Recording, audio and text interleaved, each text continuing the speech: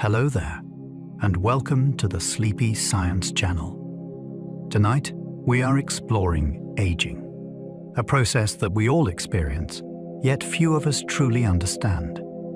Aging is not a single moment or a sudden shift.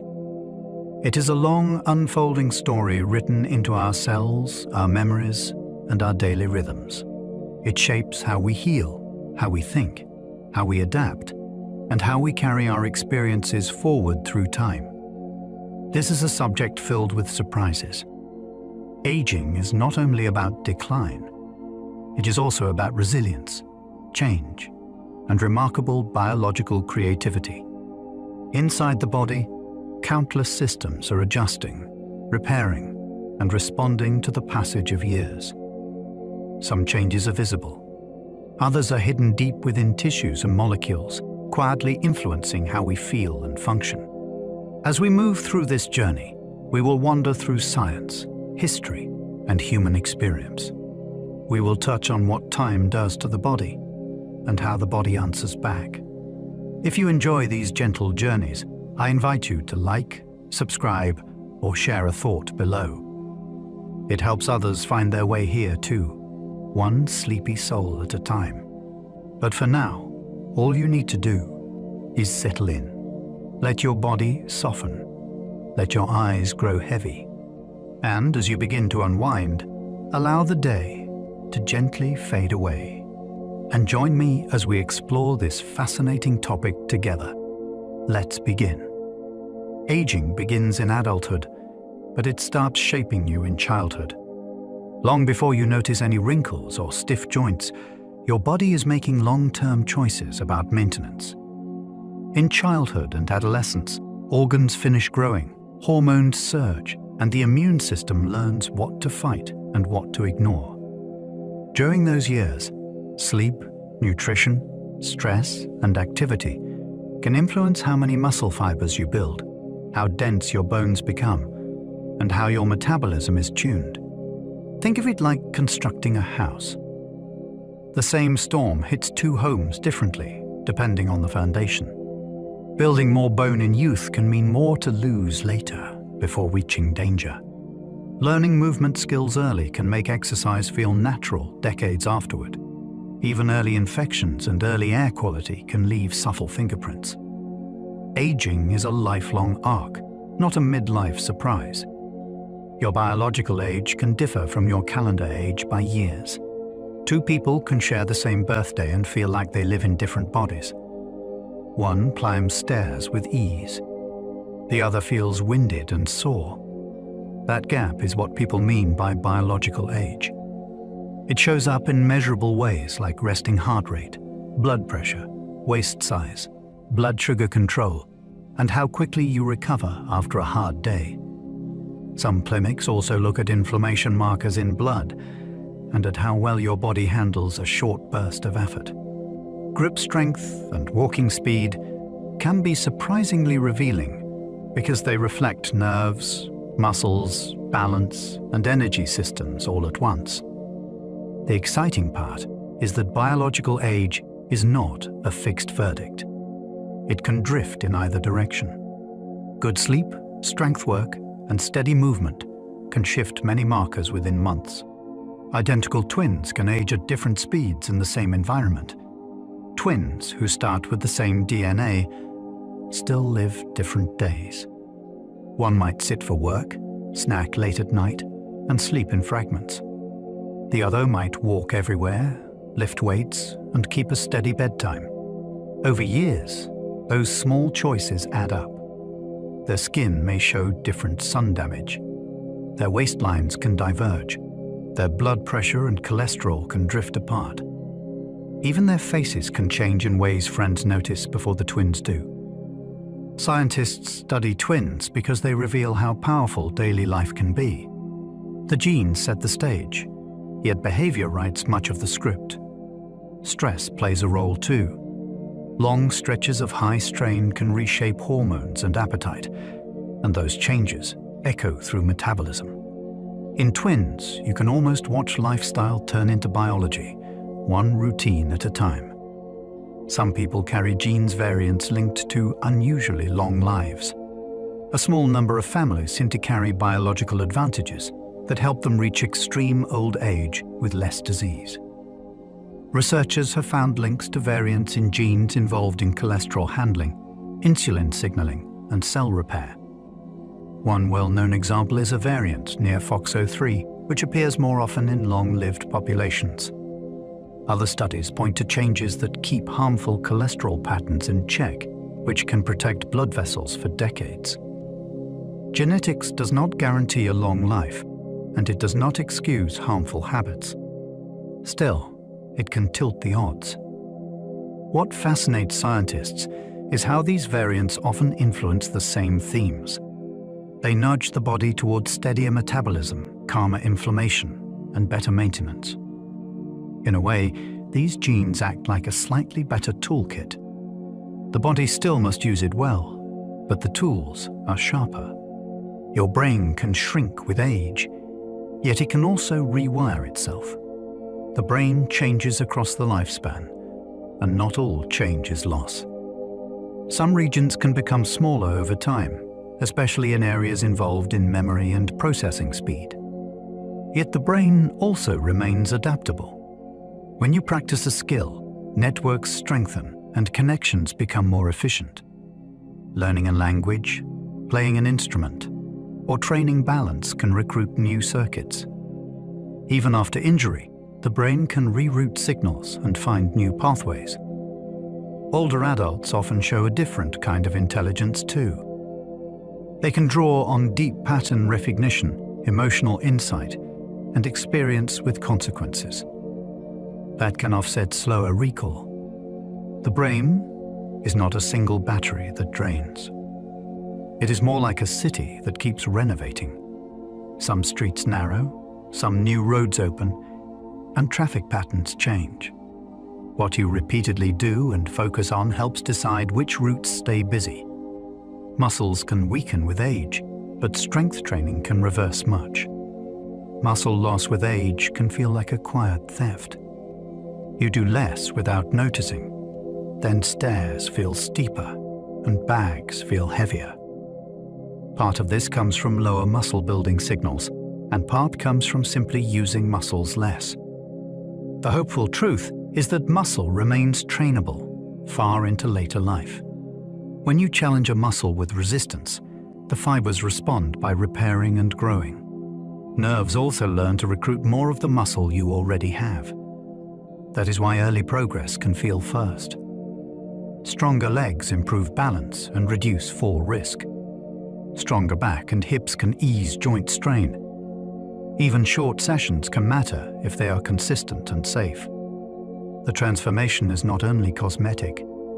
Muscle acts as a metabolic engine that helps manage blood sugar and supports independence. Strength training is one of the closest things we have to turning back functional time. Your immune system slowly changes, and infections can hit harder. The immune system is a living memory, and it has limits. Over decades, it spends resources fighting new threats and maintaining defenses against old ones. The organ that helps train fresh immune cells shrinks with age, so the supply of new recruits slows. At the same time, the body can drift into a background state of low-grade immune activation. That means defenses are partly busy even when there is no clear danger. When a new virus arrives, the response may be slower and less coordinated.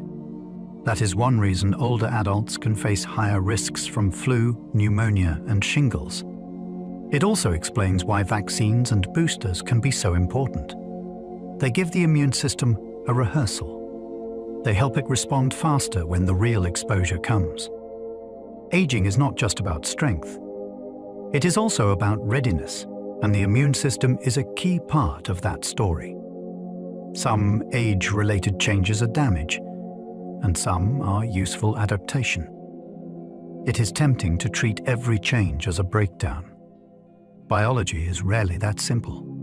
Some changes reflect wear, like accumulated tiny injuries to tissues or gradual loss of repair speed. Other changes can be the body choosing safety over performance. A slower metabolism can help conserve energy when resources are uncertain. A less explosive immune response can reduce the risk of the body attacking itself. Even sleep shifting earlier can align with changes in light sensitivity and daily energy patterns. The tricky part is that adaptations can become problems in a modern world.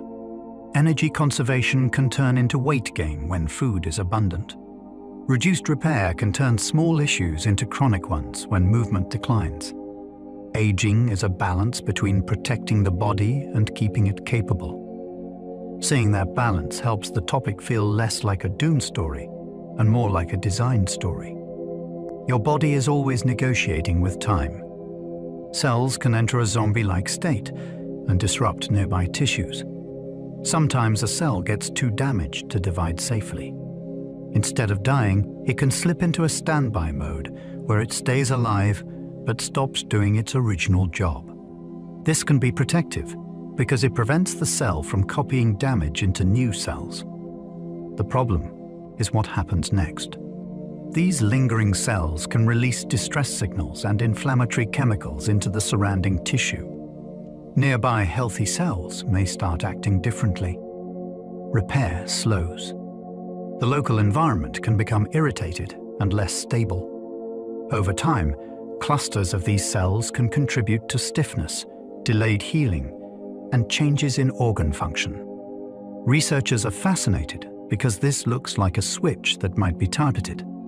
If you could reduce the burden of these lingering cells or quiet their signals, you might improve how tissues behave. It is a vivid reminder that aging is not only about cells failing. It is also about cells sending the wrong messages. Scientists can partly reset cellular age in lab settings, in animals. In recent years, researchers have shown that some aspects of cell aging can be dialed back in animals. The idea comes from reprogramming. Cells carry a history of chemical marks that influence which genes are active. Under certain controlled conditions, scientists can nudge cells toward a more youthful pattern without turning them all the way into blank stem cells. In mice, similar approaches have improved signs of aging in specific tissues. There have also been striking experiments where reprogramming helped restore function in damaged nerves in the eye. This is not a ready-made human treatment. It carries risks, including uncontrolled growth. Still, it has changed how scientists think. Aging may not be only a one-way slide.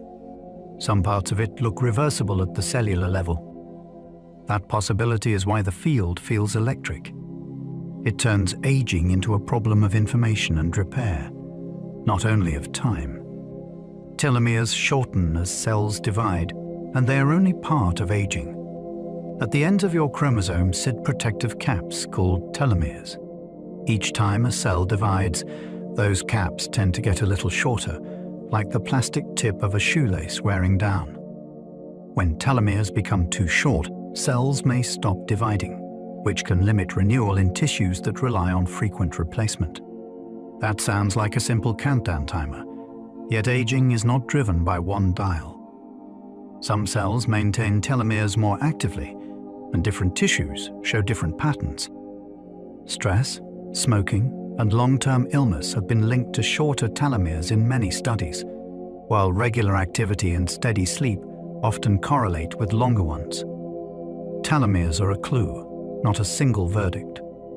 They are one strand in a much larger web of repair, damage, and cellular decision-making.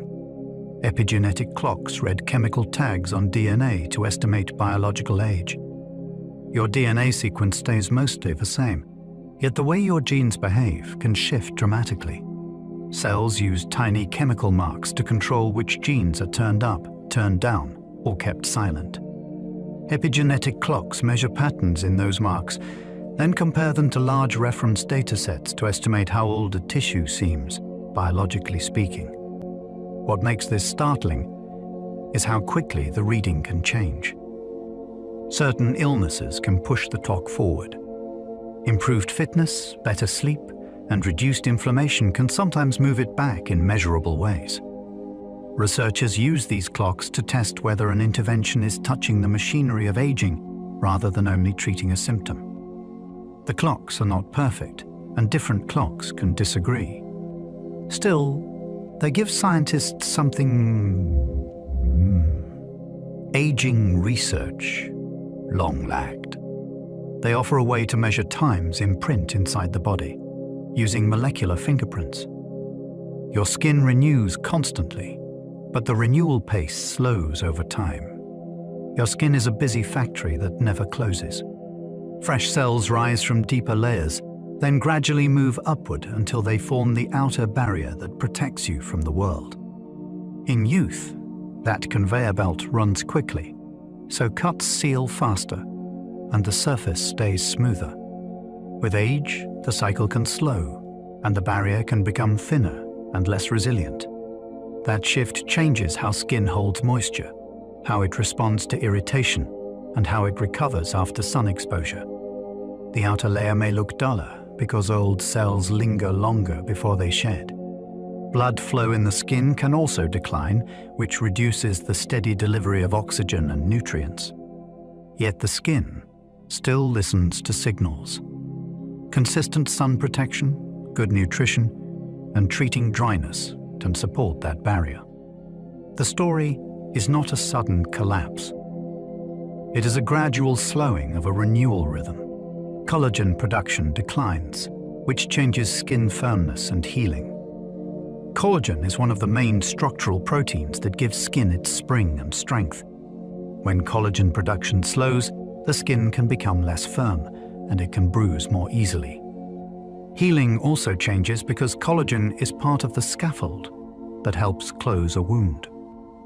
In younger skin, repair teams arrive fast, lay down fresh collagen, then remodel it into a strong weave. With age, that process can become slower and less organized, so scars may look different and injuries can linger.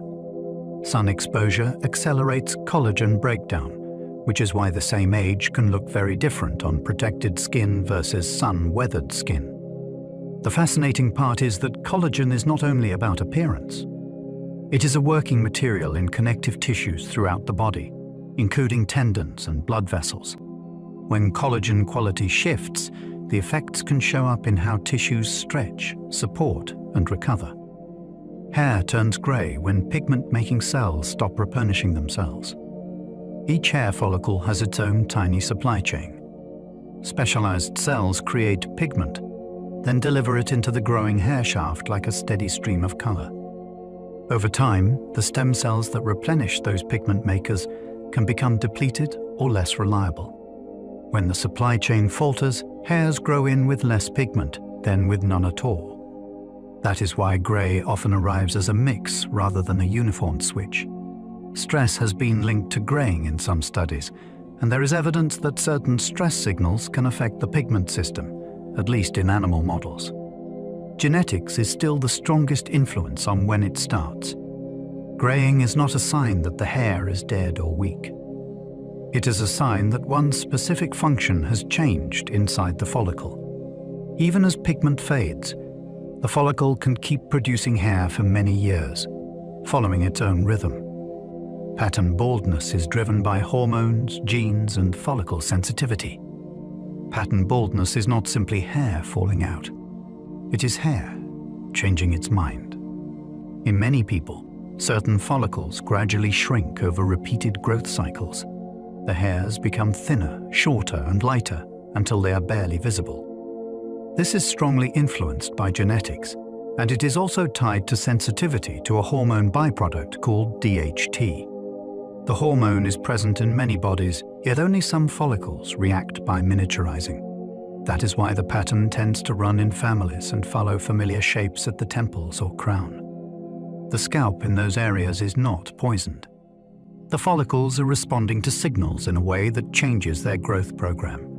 Treatments often aim to reduce DHT effects or to support blood flow and growth signals. What makes this fascinating is how local it is. One scalp can hold follicles with completely different fates only centimeters apart, each following a different biological script. Your lens stiffens with age, making near vision harder. Inside your eye sits a clear lens that changes shape to focus. When you look at something far away, the lens flattens. When you look close, it becomes rounder, which is called accommodation.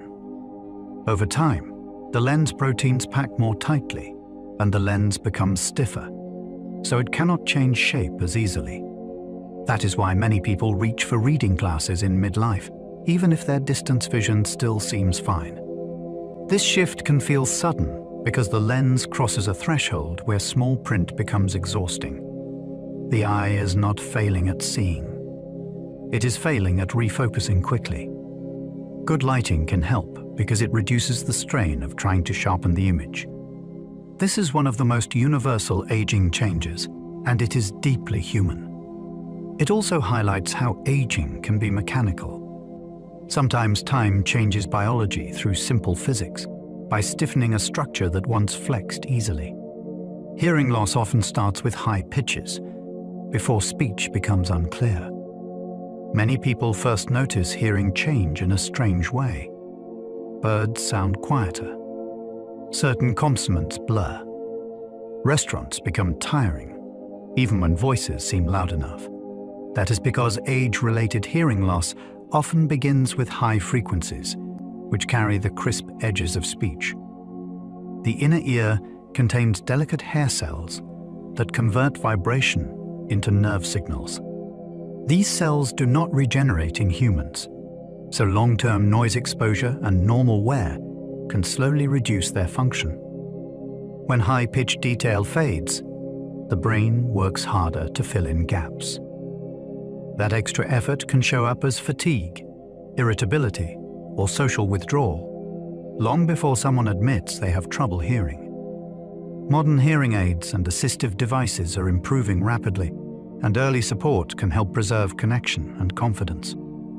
Hearing health is not only about volume. It is about clarity, energy, and staying engaged with the world's sounds. Taste buds can become less sensitive, shifting what foods feel satisfying. Taste is not just on the tongue. It is a full-body experience that involves smell, texture, temperature, and even memory. With age, taste buds can become less sensitive, and saliva changes can alter how flavors dissolve and reach receptors. Foods that once felt richly seasoned can start to taste muted, which can lead people to add more sugar or salt without realizing it. This is not a character flaw. It is sensory drift. At the same time, the brain's association between flavor and pleasure can change, so old favorites sometimes lose their sparkle while new cravings appear. Medications can also affect taste, which is one reason appetite can shift in later life. The hopeful angle is that flavor can be rebuilt through other channels. Herbs, acids like lemon, and varied textures can make meals vivid without relying on excess salt. In aging, satisfaction does not vanish. It often needs a new path. Smell can fade early, and it can signal brain health changes. Smell is one of the most ancient senses, and it is closely wired to memory and emotion. When it fades, the world can feel oddly flattened. Coffee loses its warmth. Rain loses its sharpness. Flavor becomes less three-dimensional because much of taste is actually smell drifting up from the mouth. Smell can decline with age for many reasons, including nasal inflammation, past infections, and changes in nerve pathways. What makes it medically important is that reduced smell can also appear early in some neurodegenerative conditions. It is not a diagnosis on its own, but it can be an early clue that the brain's sensory circuits are under strain. Researchers are exploring smell tests as simple screening tools, and they are studying whether smell training can strengthen these pathways. The sense of smell is often ignored until it is gone, yet it is a quiet guardian. It helps detect smoke, spoiled food, and gas leaks, and it anchors the feeling of being present in a place. Bone is living tissue, and it remodels in response to stress. Bone looks like stone, yet it behaves like a construction site. Cells called osteoclasts break down old bone, and cells called osteoblasts build new bone in its place. This remodeling happens continuously, and it responds to the forces you place on your skeleton. When you walk, jump, lift, or carry, bone senses stress and adapts by reinforcing areas that need strength. When movement decreases, the signal to maintain dense bone can fade, and the balance can tip toward loss. That is why weight-bearing activity is so important across the lifespan. Bone also acts as a mineral bank, storing calcium and other minerals that the body can withdraw when needed. Hormones influence this balance too, which is one reason bone health shifts around menopause. The thrilling idea is that bones are not passive supports. They are living structures that listen, respond, and reshape themselves. Your skeleton is constantly rewriting itself based on how you live. Osteoporosis risk rises when bone breakdown outpaces bone rebuilding. Osteoporosis is not just fragile bones. It is an invisible change in architecture. As the balance of remodeling shifts, bones can lose density and the internal lattice can thin. From the outside, a bone can look unchanged. Inside, it may become more porous and less able to absorb impact. That is why fractures can happen from a minor fall, or even from a sudden twist. Risk increases with age, and it also depends on genetics, hormones, nutrition, and long periods of inactivity. The condition often stays silent until a fracture happens, which makes screening so valuable. The spine, hip, and wrist are common sites because they bear force or catch the body during a fall. What is encouraging is that bone responds to targeted stress, and treatments can slow breakdown or encourage rebuilding. Osteoporosis is not a moral failure. It is a biological tipping point, and it can often be pushed back towards stability with the right support. Balance relies on tiny inner ear sensors that can degrade with age. Balance feels effortless until it does not. Behind that ease is a set of delicate sensors in the inner ear that detect rotation and acceleration. Tiny structures respond to movement and send signals to the brain about where your head is in space. Your eyes add visual cues, and your feet provide touch feedback about the ground. The brain blends all of it into a single feeling of stability. With age, the inner ear sensors can lose sensitivity, and nerve signaling can slow. Vision changes and weaker muscles can add to the challenge. That is why balance can become wobbly in the dark or on uneven ground. The remarkable part is that balance is trainable. Simple practices like standing on one foot near a counter, Tai Chi, or slow controlled turns can strengthen coordination. When balance improves, life expands. Confidence returns and movement becomes less cautious. In aging, preventing a fall is not only about safety, it is about freedom. Reaction time often slows, but experience can improve decision accuracy. There is a reason older drivers may hesitate longer at a busy junction. Reaction time can slow as nerve signaling and processing speed change. Yet that is only half the story. Experience builds a library of patterns, and that library can make decisions smarter.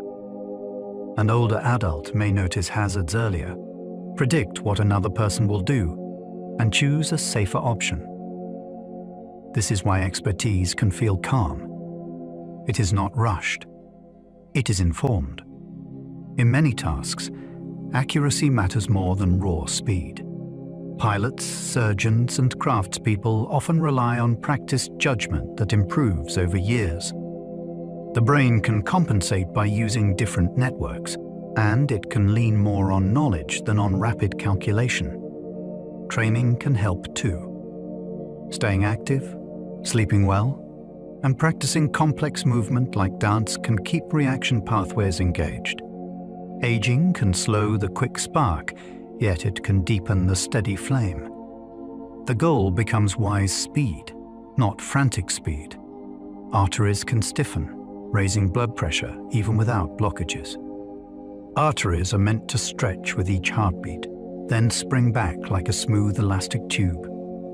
That stretch cushions the surge of blood and protects smaller vessels downstream. With age, artery walls can become stiffer due to changes in collagen and elastin, and due to gradual calcium deposits in the wall. When stiffness rises, the same heartbeat can produce higher pressure, especially the top number, because the vessels do not expand as easily. This can happen even in the absence of major plaque blockages. It is a different kind of strain. High blood pressure can then push the heart to work harder and can stress kidneys, eyes, and brain vessels over time. The encouraging news is that arteries still respond to lifestyle. Regular aerobic activity, lower sodium intake, and managing stress can support vessel function. Medications can help too, and they can be life-saving. Understanding stiffness reframes blood pressure as a mechanical aging story, not only a diet story. The heart can thicken with age, changing how it fills with blood. The heart is a muscle that works every second of your life, and it adapts to the load it carries. With age, and especially with long-term high blood pressure, the heart's main pumping chamber can thicken. This thickening can make the chamber stiffer, so it may fill less easily between beats. Some people then feel breathless during exertion, even when the pumping strength seems normal. This pattern is part of a type of heart failure that involves filling rather than squeezing. It is a subtle shift, and it can be missed if you only think of heart disease as clogged arteries. The good news is that the heart responds to reduced strain. Managing blood pressure, maintaining activity, treating sleep apnea, and avoiding excess alcohol can all help. The heart is not a fragile ornament. It is a responsive engine. Aging changes how it runs, yet it still can be tuned. Blood vessels can grow new branches, helping tissues adapt to stress. Your body can build new blood vessels when it needs them. This process is called angiogenesis. When a tissue demands more oxygen, signals can encourage tiny capillaries to sprout new branches, creating alternate routes for blood flow. Athletes often develop richer capillary networks in trained muscles, which helps deliver fuel and remove waste. After an injury, new vessels help bring immune cells and building materials to the repair site. Even in disease, angiogenesis plays a role. Tumors can hijack it to feed themselves, which is why some cancer drugs aim to block new vessel growth.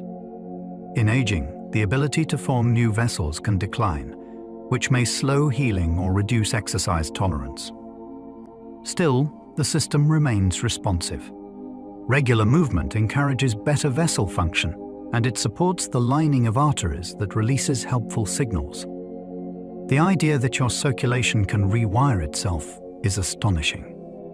Your body is not just wearing down. It is also trying to reroute around obstacles. Mitochondria power cells, and their efficiency can decline with age.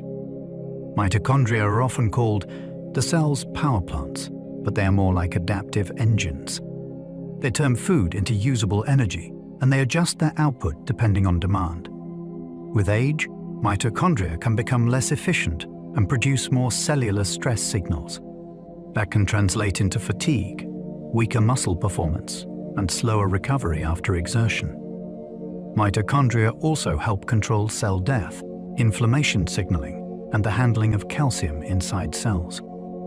So when they struggle, the effects can ripple outward.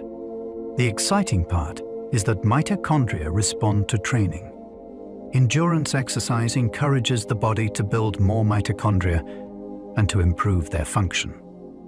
Heat exposure and cold exposure may also influence mitochondrial pathways, though the science is still developing. Sleep supports mitochondrial repair too, since energy systems need downtime. In a very real sense, your daily habits tell your mitochondria what kind of world they should prepare for. If life demands effort, mitochondria adapt. If life is sedentary, they downshift. Oxidative damage can build up, but your body also repairs constantly. Every breath you take fuels metabolism, and metabolism produces reactive molecules that can nick DNA, proteins, and cell membranes. This is oxidative damage. It sounds alarming, yet it is also normal. Your body has a whole repair and cleanup crew, including enzymes that neutralize reactive molecules and systems that replace damaged parts. Aging may involve a gradual mismatch between damage and repair, especially under chronic stress, poor sleep, or illness. What is fascinating is that reactive molecules are not purely harmful. They also act as signals. A short burst of exercise increases oxidative stress briefly, and that stress can trigger the body to strengthen its defenses. That is one reason movement can be protective. It trains resilience. Diet matters too, but not in a simple antioxidant shopping list way. The body's own systems are the main defense, and they are influenced by overall lifestyle. Oxidative damage is not a villain you can eliminate. It is a pressure you can balance. Chronic inflammation can rise quietly, a pattern called inflammaging. Inflammation is a powerful tool. It helps fight infections and repairs injuries. The trouble comes when inflammatory signals never fully turn off. With age, many people develop a subtle increase in background inflammation. It can come from stressed cells, extra visceral fat, gum disease, poor sleep, or repeated infections. This low-level state does not feel like a fever. It feels like the slow fog behind many conditions, from artery disease to frailty. Researchers call this inflammaging because it links immune signaling to the aging process itself. The more intriguing idea is that inflammation is both a driver and a response. As tissues become less efficient at repair, they may trigger more immune activity, and that immune activity can further strain tissues. It becomes a loop. Breaking the loop can involve boring-sounding habits that are actually powerful, like strength work, regular walking, better sleep, and treating chronic infections. Inflammaging turns aging into a systems story. It is not one organ failing. It is the whole body's conversation getting noisier over time. Sleep architecture changes, with less deep sleep and more awakenings. In younger years, sleep often drops you quickly into deep stages that feel like a full body reset. As people age, that deep portion can shrink, and lighter stages can take up more of the night. You might wake more easily from small sounds, or you might surface briefly without remembering it. This matters because deep sleep supports physical restoration, while dream-rich stages support other kinds of brain work. When the balance shifts, mornings can feel less refreshed even after a decent number of hours. The change can be worsened by pain, medications, alcohol, or sleep apnea, which becomes more common with age. The hopeful part is that sleep responds to routine.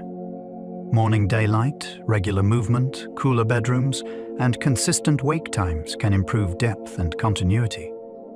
Sleep is not a switch you lose. It is a pattern you can often reshape. Circadian rhythms can shift earlier, changing when you feel sleepy. Many older adults find that evening arrives sooner in the body than it does on the clock. That is a circadian shift. The internal rhythm that times alertness and sleep can move earlier, so you feel ready for bed at night, then wake up at dawn with a mind that refuses to negotiate. This shift can be amplified by less daylight exposure during the day, especially in winter, and by spending more time indoors. It can also be confused with insomnia, because early waking feels like a problem even when sleep pressure has already been used up. Light is one of the strongest steering wheels for circadian timing.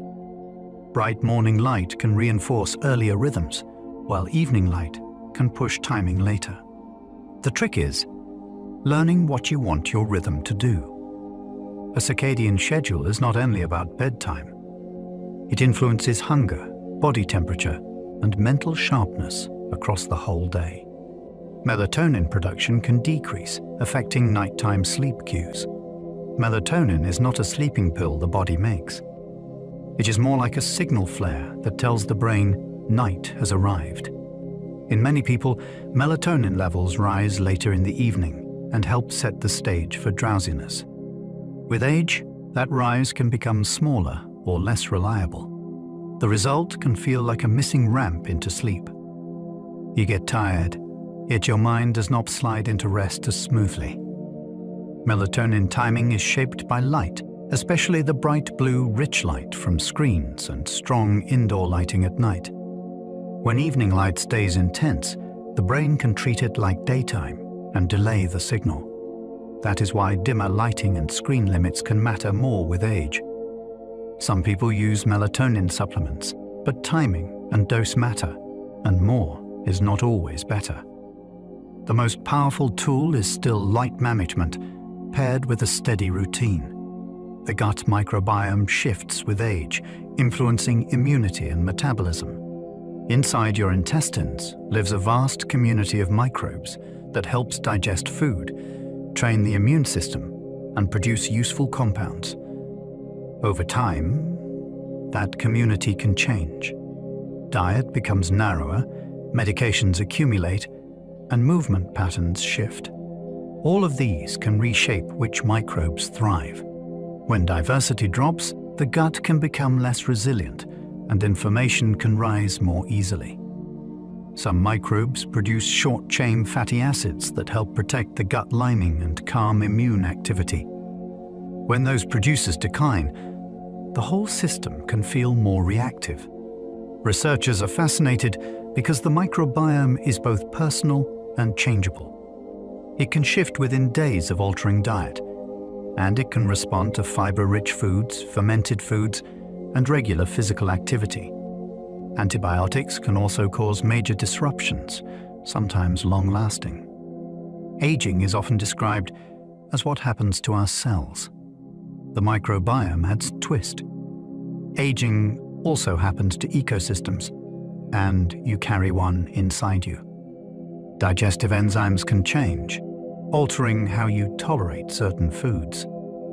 Digestive enzymes are the molecular scissors that break food into absorbable pieces. With age, the production and release of some enzymes can change, and the stomach may produce less acid. That can shift how well you digest protein, how you absorb certain vitamins, and how quickly food moves through the gut. People sometimes notice new sensitivity to rich meals, higher fat foods, or large portions late in the day. Lactose tolerance can also change, not because milk becomes different, but because the enzyme that breaks lactose can decrease in some adults. Medications can add another layer, since some affect acid levels and gut motility. The fascinating part is how digestion connects to energy and mood. If food is not broken down well, you may feel tired after eating, or oddly nauseated without a clear cause. Small adjustments can help. Smaller meals, more chewing, and mindful timing can reduce strain. Aging digestion often benefits from strategy rather than restriction. Metabolism often slows, but activity and muscle mass strongly matter. People talk about metabolism like it is a candle that simply burns down. The truth is more nuanced. Resting energy use can decline with age, but a lot of that change is tied to loss of muscle and reduced overall movement. Muscle tissue burns more energy than fat tissue at rest, and it also soaks up blood sugar after meals. When muscle declines, the body becomes more efficient in a way that can backfire in a world of constant calories. This is why someone can gain weight while eating what used to feel normal. The exciting part is that metabolism is responsive. Adding strength training can rebuild muscle, and regular walking can raise daily energy use without feeling like punishment. Protein intake and sleep also influence appetite signals, which can change food choices without conscious effort. Metabolism is not only how fast you burn calories, it is how your body budgets energy. You can influence that budget with how you move, how you eat, and how you recover. Insulin sensitivity can decline, raising the risk of type 2 diabetes. Insulin is the hormone that helps move glucose from blood into cells, where it can be used for energy or stored. With age, many people become less sensitive to insulin, which means the body must produce more insulin to get the same effect. Over time, blood sugar can run higher, especially after meals. This is one reason type 2 diabetes becomes more common with aging. The story is not just sugar. It involves muscle, liver, sleep, stress hormones, and even fat distribution. Visceral fat around organs is particularly linked to insulin resistance because it releases inflammatory signals. The hopeful truth is how quickly sensitivity can improve. A brisk walk after meals can lower blood sugar spikes. Strength training increases the number of glucose-hungry muscle fibers. Better sleep improves hormone balance, and reducing alcohol can help liver handling of glucose. Diabetes risk can feel inevitable, yet many parts of this pathway are adjustable. Your cells can become more welcoming to glucose when your lifestyle invites them to be. Liver function is resilient, but some detox pathways slow with age. The liver is a chemical factory that works around the clock. It processes nutrients, stores energy, builds proteins for blood, and breaks down many drugs. It is also famous for detox, but that word can mislead. Detox is not a single flush. It is a set of pathways that modify compounds so they can be safely removed. With age, blood flow to the liver can decline, and certain enzyme systems can become less efficient. That can change how strongly medications affect you and how long they stay in your system. It is one reason older adults often need careful dosing, especially when taking multiple drugs. Alcohol tolerance can also change because processing becomes slower, and the brain may feel the effects more intensely. Still, the liver remains remarkably tough. It can regenerate tissue after injury, and it can adapt to many stresses. Supporting the liver is less about dramatic cleanses and more about avoiding overload. Moderation, hydration, and careful medication management protect a system that is already working hard for you. Kidneys filter blood for decades, yet filtering capacity can gradually drop. Your kidneys are like precision filters with an intelligence layer. They remove waste, balance fluids, regulate blood pressure hormones, and control levels of electrolytes like sodium and potassium. Across decades, the tiny filtering units can be lost little by little, often without any symptoms. Many people do not feel this change until the kidneys are under stress from dehydration, infection, or certain medications. A gradual decline also affects how drugs are cleared, which can increase side effects if dosing is not adjusted. Kidney aging is tightly linked to blood vessel health because kidneys rely on dense microcirculation. High blood pressure and diabetes can accelerate damage, and they often travel together.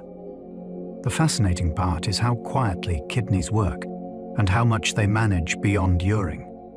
They help signal bone health through vitamin D activation, and they influence red blood cell production through hormones. Protecting kidneys often looks simple. Stay hydrated, manage blood pressure, avoid unnecessary anti-inflammatory drugs, and get routine blood tests. These small choices support an organ that silently serves you every minute. Body temperature regulation can weaken, making heat and cold more dangerous. Staying comfortable in a changing environment is a complex skill your body performs automatically. It relies on blood vessel dilation, sweating, shivering, and signals from the brain's thermostat. With age, those responses can become slower or less intense. You may sweat less effectively, which reduces cooling during heat. You may also sense temperature changes less clearly, which delays protective behavior like adding layers or seeking shade. Certain medications can add risk by affecting sweating, heart rate, or blood pressure. Heat waves can be especially dangerous because dehydration can sneak up and thirst signals may be weaker. Cold can also be risky because shivering may be less robust, and the body may conserve heat by narrowing blood vessels which can strain the heart. This is not a niche issue. It is a daily safety concern that becomes more important with age. The good news is that awareness helps. Hydration, layered clothing, checking indoor temperatures, and planning around extremes can prevent emergencies. Aging changes the thermostat, but you can still manage the climate with smart habits. Your immune system remembers past infections, but responses can become less sharp. One of the immune system's greatest talents is memory. After an infection, it stores information in specialized cells so it can react faster next time. Over decades, that memory library grows, and it can crowd the shelves. More immune cells become devoted to past threats, leaving fewer flexible cells ready for new ones. This can make responses to unfamiliar viruses less precise and slower to ramp up. It also helps explain why older adults can have more severe outcomes from new strains of flu or from emerging respiratory viruses. At the same time, immune memory can be a gift. If you have been vaccinated or exposed safely, that stored knowledge can still protect you. The immune system is not simply weakening. It is becoming more experienced and sometimes less adaptable. This is why prevention becomes such a powerful strategy with age. Hand hygiene, good nutrition, movement and sleep keep the system supported, while vaccines help it rehearse. A well-coached immune memory can remain a formidable shield. Vaccines can work less well with age, so boosters can matter more. Vaccines train the immune system by showing it a harmless version or piece of a germ, which allows the body to practice making antibodies and memory cells. With age, the training response can be smaller, and memory may fade faster. That does not mean vaccines stop working. It means the margin of protection can be thinner, and timing becomes more important. This is why higher-dose flu vaccines exist for older adults, and why shingles vaccination is strongly recommended later in life. Boosters are like refresher lessons. They raise antibody levels again and strengthen memory, so the immune system does not start from scratch. Vaccine response is also affected by sleep and stress. People who sleep well around vaccination often show better antibody production in studies. Nutrition and exercise support immune readiness too. The fascinating thing about vaccines is how they turn time into an ally. Aging can reduce immune flexibility, yet vaccines use planning and memory to keep protection strong. They help the immune system stay ahead of the next exposure rather than chasing it. Autoimmune conditions can change with age, sometimes easing or worsening. Autoimmune diseases happen when the immune system attacks the body's own tissues, mistaking them for threats. These conditions can behave differently across the lifespan because immune signaling changes with age and hormones shift. Some autoimmune symptoms can ease later in life, while others can flare or emerge for the first time. Rheumatoid arthritis, thyroid autoimmunity, and polymyalgia rheumatica show different age patterns, and each has its own rhythm. Diagnosis can be tricky in older adults because symptoms overlap with common issues like joint wear, fatigue, and anemia. Medications that calm autoimmune activity can also raise infection risk, which becomes more important as immune defenses shift. What makes this topic so fascinating is that it reveals the immune system's double nature. The same machinery that saves you from infection can harm you when it misreads the body. Aging changes the immune system's tuning, and that tuning can change the course of autoimmune disease. Understanding that can lead to better treatment strategies and fewer missed signs. Wounds can heal more slowly, partly due to weaker blood supply. Healing is like building a bridge under pressure. First, the body stops bleeding, then immune cells clean the area, then new tissue is laid down, and finally the structure is remodeled and strengthened. With age, several steps can slow, and blood supply is a key reason. Blood brings oxygen, nutrients, and the cells that coordinate repair. When circulation is reduced, the repair crew arrives late and works with fewer resources. Diabetes, smoking history, and vascular disease can make this much worse. Skin may also be thinner, which gives less support during repair. This is why small cuts on the legs can linger in older adults, and why pressure sores can become serious quickly. The good news is that you can support healing with careful basics. Keep wounds clean, protect them from repeated trauma, eat enough protein, and manage blood sugar.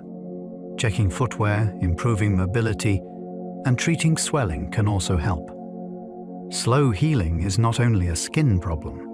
It is a whole body signal that circulation and metabolism need attention. Scars form from collagen patterns that can shift with age. A scar is not simply a mark. It is the record of a rushed rebuild. When skin is injured, the body lays down collagen quickly to close the gap and restore strength. Later, it remodels that collagen, aligning fibers to make the tissue more functional. With age, the remodeling phase can change. Collagen production may be slower, and the reorganization of fibers may be less complete. That can lead to scars that remain more visible, or scars that feel tighter and less flexible.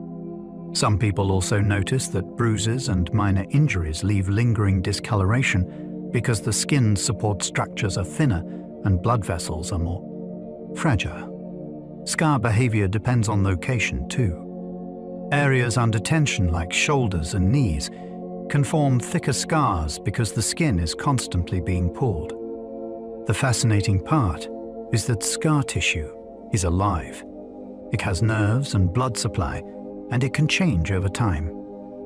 Massage, sun protection, and certain silicone-based treatments can improve scar appearance, even later. Scars show how the body prioritizes survival. It closes first, then perfects later, and aging changes how far that perfection can go. Cancer risk rises with age because mutations accumulate over time. Every time a cell divides, it must copy its DNA, and copying is incredibly accurate, but not flawless. Over decades, tiny changes can accumulate, especially in tissues that renew often. Add in environmental exposures like tobacco smoke, UV light, and chronic inflammation, and the odds of harmful mutations rise. Most mutated cells never become cancer because the body has safeguards. Cells can repair DNA, cells can self-destruct, and the immune system can remove suspicious cells.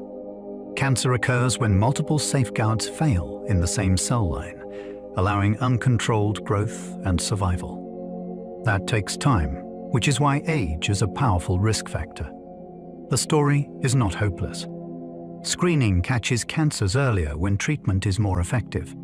Lifestyle matters too. Quitting smoking, protecting skin from sun, maintaining healthy weight, and limiting alcohol all reduce risk. What makes cancer biology so gripping is that it is evolution happening inside you. Cells compete, adapt, and sometimes cheat. Understanding that process has led to targeted therapies that treat cancer based on its mutations rather than its location, which is changing outcomes for many patients. Some cancers are tied to chronic inflammation and tissue damage. When tissue is inflamed for long periods, cells are pushed into repeated cycles of injury and repair. Each cycle requires cell division, and each division is an opportunity for mistakes. Inflammation also brings chemical signals that can encourage growth, increase blood vessel formation, and suppress some immune responses. Over years, that environment can become fertile ground for cancer development. Examples include certain colon cancers linked to long-standing inflammatory bowel disease and liver cancer linked to chronic hepatitis infection. Even reflux that repeatedly irritates the esophagus can change tissue structure and raise cancer risk in some people. This connection is one reason prevention can look surprisingly ordinary. Treat infections early. manage chronic inflammatory diseases, protect tissues from repeated chemical or mechanical damage. The most fascinating part is that the same immune system that causes inflammation can also fight cancer. It is a double-edged system. Modern immunotherapies try to tip the balance toward protection by helping immune cells recognize and attack tumors. Inflammation is not merely discomfort. It is a biological context that can shape long-term destiny for cells. DNA repair systems exist in every cell, and they work non-stop. Your DNA is constantly under attack from radiation, reactive molecules from metabolism, and errors during copying. If DNA were a book, it would be handled with greasy hands while being photocopied in a windy room. Yet most of the text stays readable because cells have multiple repair teams. Some systems fix single letter changes, others repair breaks in the DNA backbone, and others cut out damaged sections and patch in clean copies. This repair work happens every day, often without you ever noticing. Aging may involve a gradual decline in repair efficiency, or a growing load of damage that outruns the repair crews. Some rare genetic disorders that impair repair lead to early aging-like symptoms, which hints at how central repair is to longevity. Repair is also linked to cancer prevention, since unrepaired DNA changes can drive uncontrolled growth. What makes this so awe-provoking is the scale. Trillions of cells are doing microscopic maintenance all the time, like a city where every building has its own emergency crew. You are alive because your cells are great at fixing their own instructions. Copying DNA is incredibly accurate, yet tiny errors still slip through. When a cell divides, it must duplicate billions of DNA letters. The enzymes that copy DNA are astonishingly precise. They proofread as they go, and they have backup repair systems that scan for mismatches afterward. Even with all that care, a few errors can escape. Most do nothing because they land in non-critical regions or do not change protein function. Some are harmful, and those cells may die or be removed by the immune system. A small number can provide a growth advantage, and that is where trouble can begin. Over a lifetime, the mathematics of repetition matters. If you copy something enough times, rare mistakes become inevitable. This is why tissues with high turnover, like skin and gut lining, face higher mutation loads. It is also why protection from unnecessary DNA damage matters. Sunscreen reduces UV-induced errors. Avoiding tobacco reduces chemical injury. The magic is not that DNA never changes. The magic is that it stays stable enough for decades while still allowing life to renew itself. Cells use quality control systems to fold proteins, and those systems can falter. Proteins are not just strings of amino acids. They must fold into precise shapes to work, like keys that fit specific locks. Cells have a quality control network that helps proteins fold correctly, refolds them when they slip, and breaks them down when they are beyond repair. This includes chaperone proteins that guide folding and disposal systems that shred damaged proteins into reusable parts. With age, the burden grows. Oxidative stress, metabolic strain, and repeated inflammation can increase the number of proteins that misfold. If cleanup systems lag, faulty proteins can accumulate and interfere with cell function. This is one reason protein aggregation is linked to neurodegenerative diseases. It is also why heat shock responses, which boost chaperone activity, are a hot topic in aging research. Exercise can stimulate some of these protective pathways too.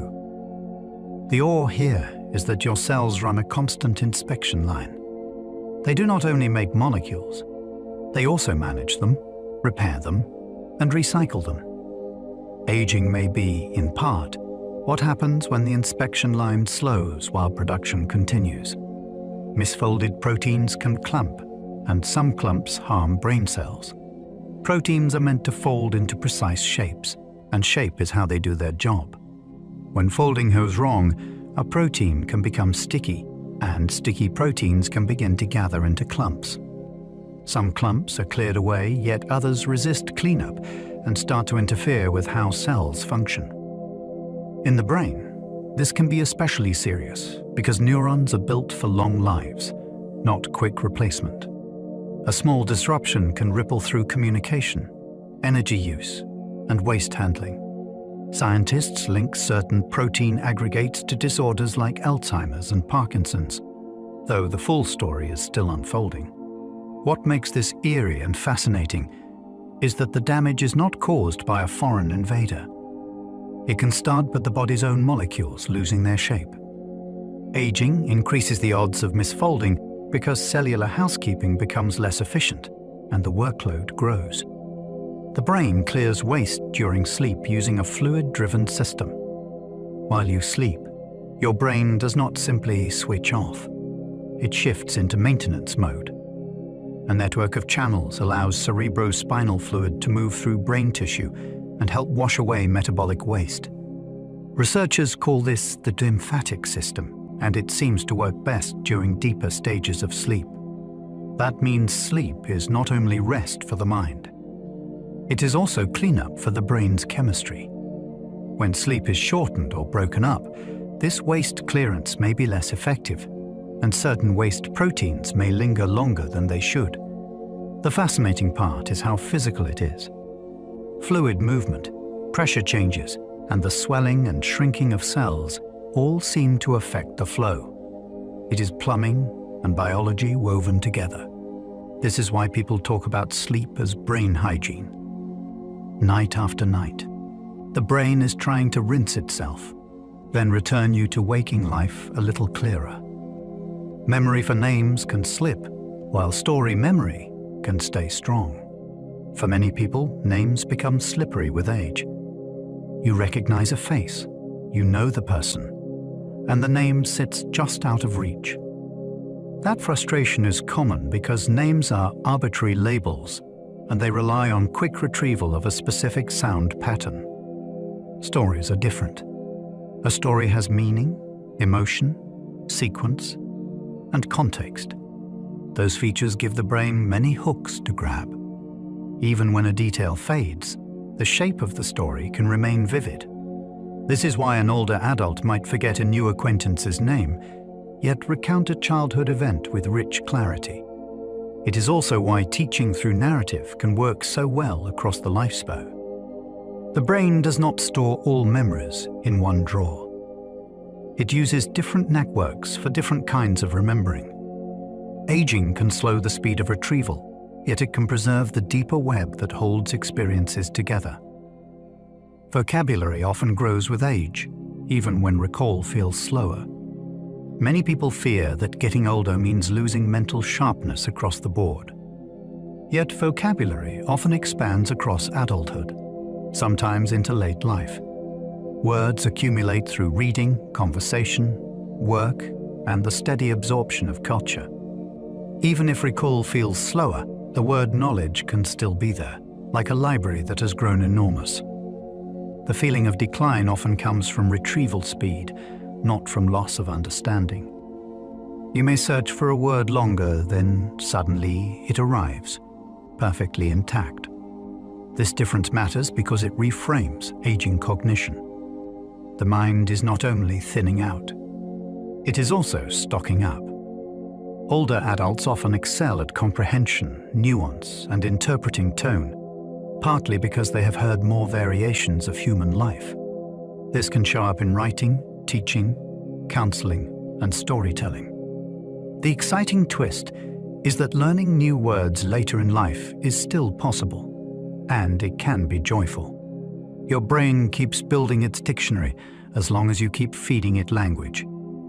Emotional regulation often improves, a change seen across many cultures. There is a quiet upgrade many people gain with age, and it is emotional balance. Across cultures, older adults often report fewer extreme mood swings and a stronger ability to let minor irritations pass. This does not mean life gets easier. It means the inner response can become wiser. Researchers suggest several reasons.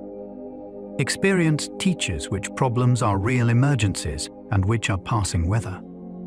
Older adults may choose environments and relationships more carefully, which reduces unnecessary conflict. The brain's response to negative stimuli can also change, shifting attention toward what feels meaningful and stable. This is sometimes called the positivity effect, though it is not denial. It is selection. People become better at steering their emotional energy. This matters for health because chronic emotional turmoil strains sleep, appetite, and cardiovascular systems. It also matters for relationships because calm is contagious. Aging can bring aches and losses, yet it can also bring a steadier hand on the emotional wheel. Loneliness predicts worse health outcomes, on par with major risk factors. Loneliness is not simply being alone. It is the feeling of being disconnected, even in a crowd. That feeling can change physiology. When the brain reads isolation as danger, stress systems stay more activated. Sleep becomes lighter. Inflammation can rise. Blood pressure can drift upward. Over time, these shifts can affect heart health, immunity, and even cognitive resilience. Large studies have linked chronic loneliness to higher risks of illness and earlier death, which is why public health experts treat social connection as a serious health factor rather than a soft lifestyle detail. The most striking part is how invisible it can be. Someone may appear socially active, yet feel unseen. Another person may live quietly, yet feel deeply connected. Addressing loneliness is not about forcing constant socializing. It can be about one reliable relationship, a weekly group, volunteering, or even structured conversation. Connection is a biological need, not a luxury. Social connection can protect brain health, partly through stress buffering. When you feel supported, your nervous system often behaves differently. Threat feels smaller, and the body returns to baseline faster after a hard moment. That is stress buffering, and it has real effects on the brain.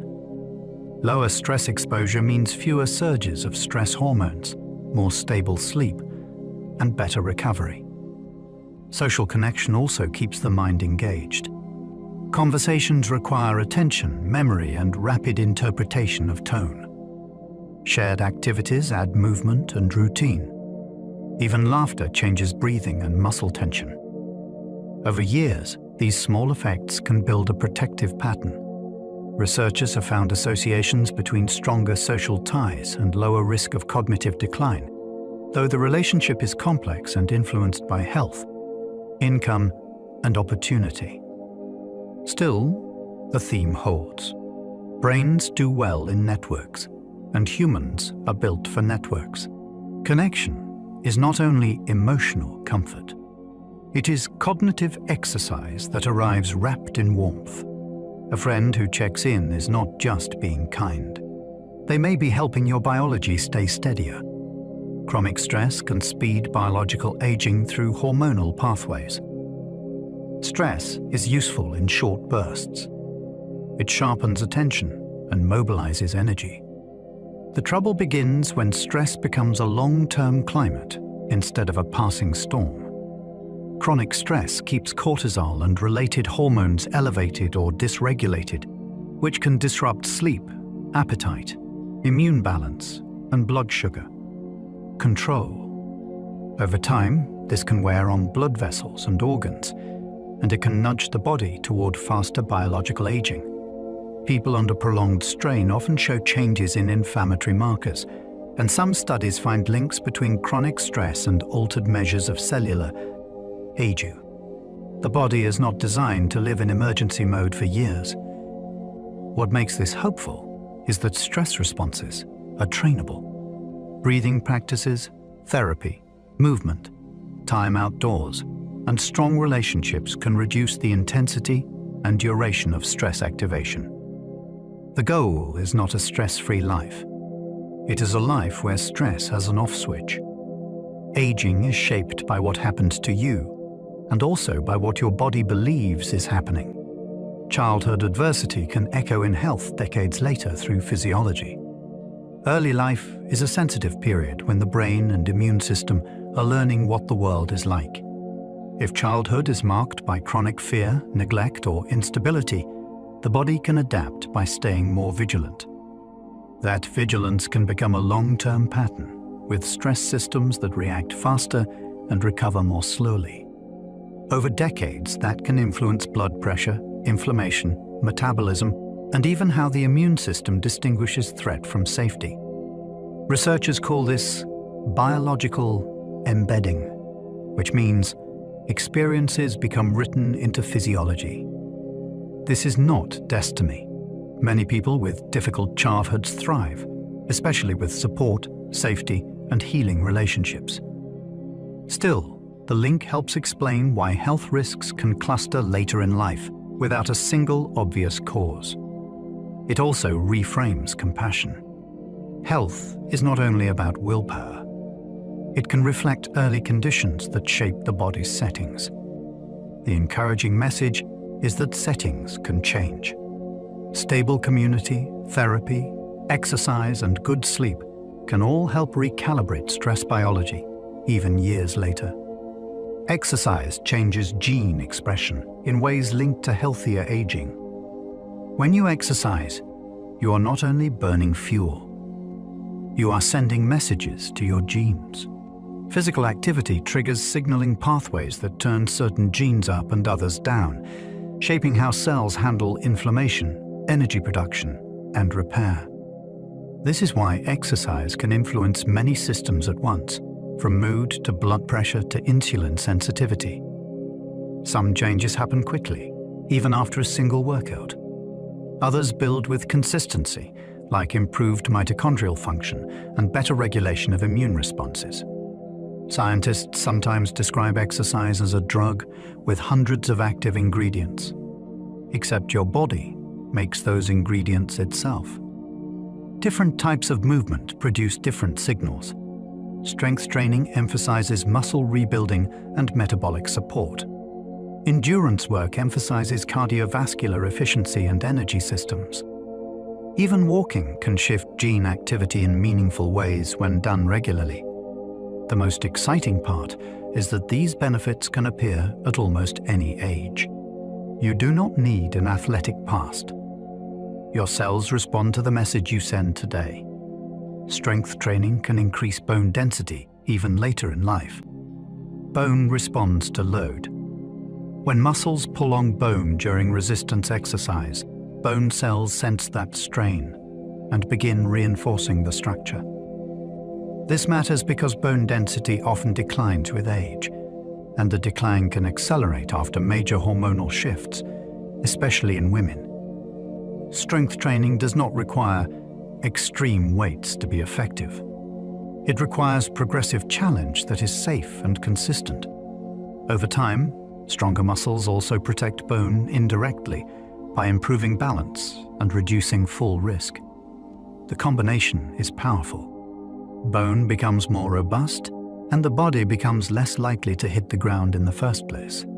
People sometimes assume it is too late, yet studies show older adults can increase strength dramatically, and bone can respond too. The key is smart programming, good technique, and medical guidance when needed. There is something deeply inspiring here. Bone seems like a fixed material, yet it is alive. Even in later life, it can be persuaded to rebuild. Like a structure that learns, it is still needed. Aerobic fitness predicts longevity strongly across many population studies. Aerobic fitness reflects how well your heart, lungs, blood vessels, and muscles deliver and use oxygen. It is a whole body measure of capacity. In large studies, people with higher aerobic fitness tend to live longer and experience less chronic disease.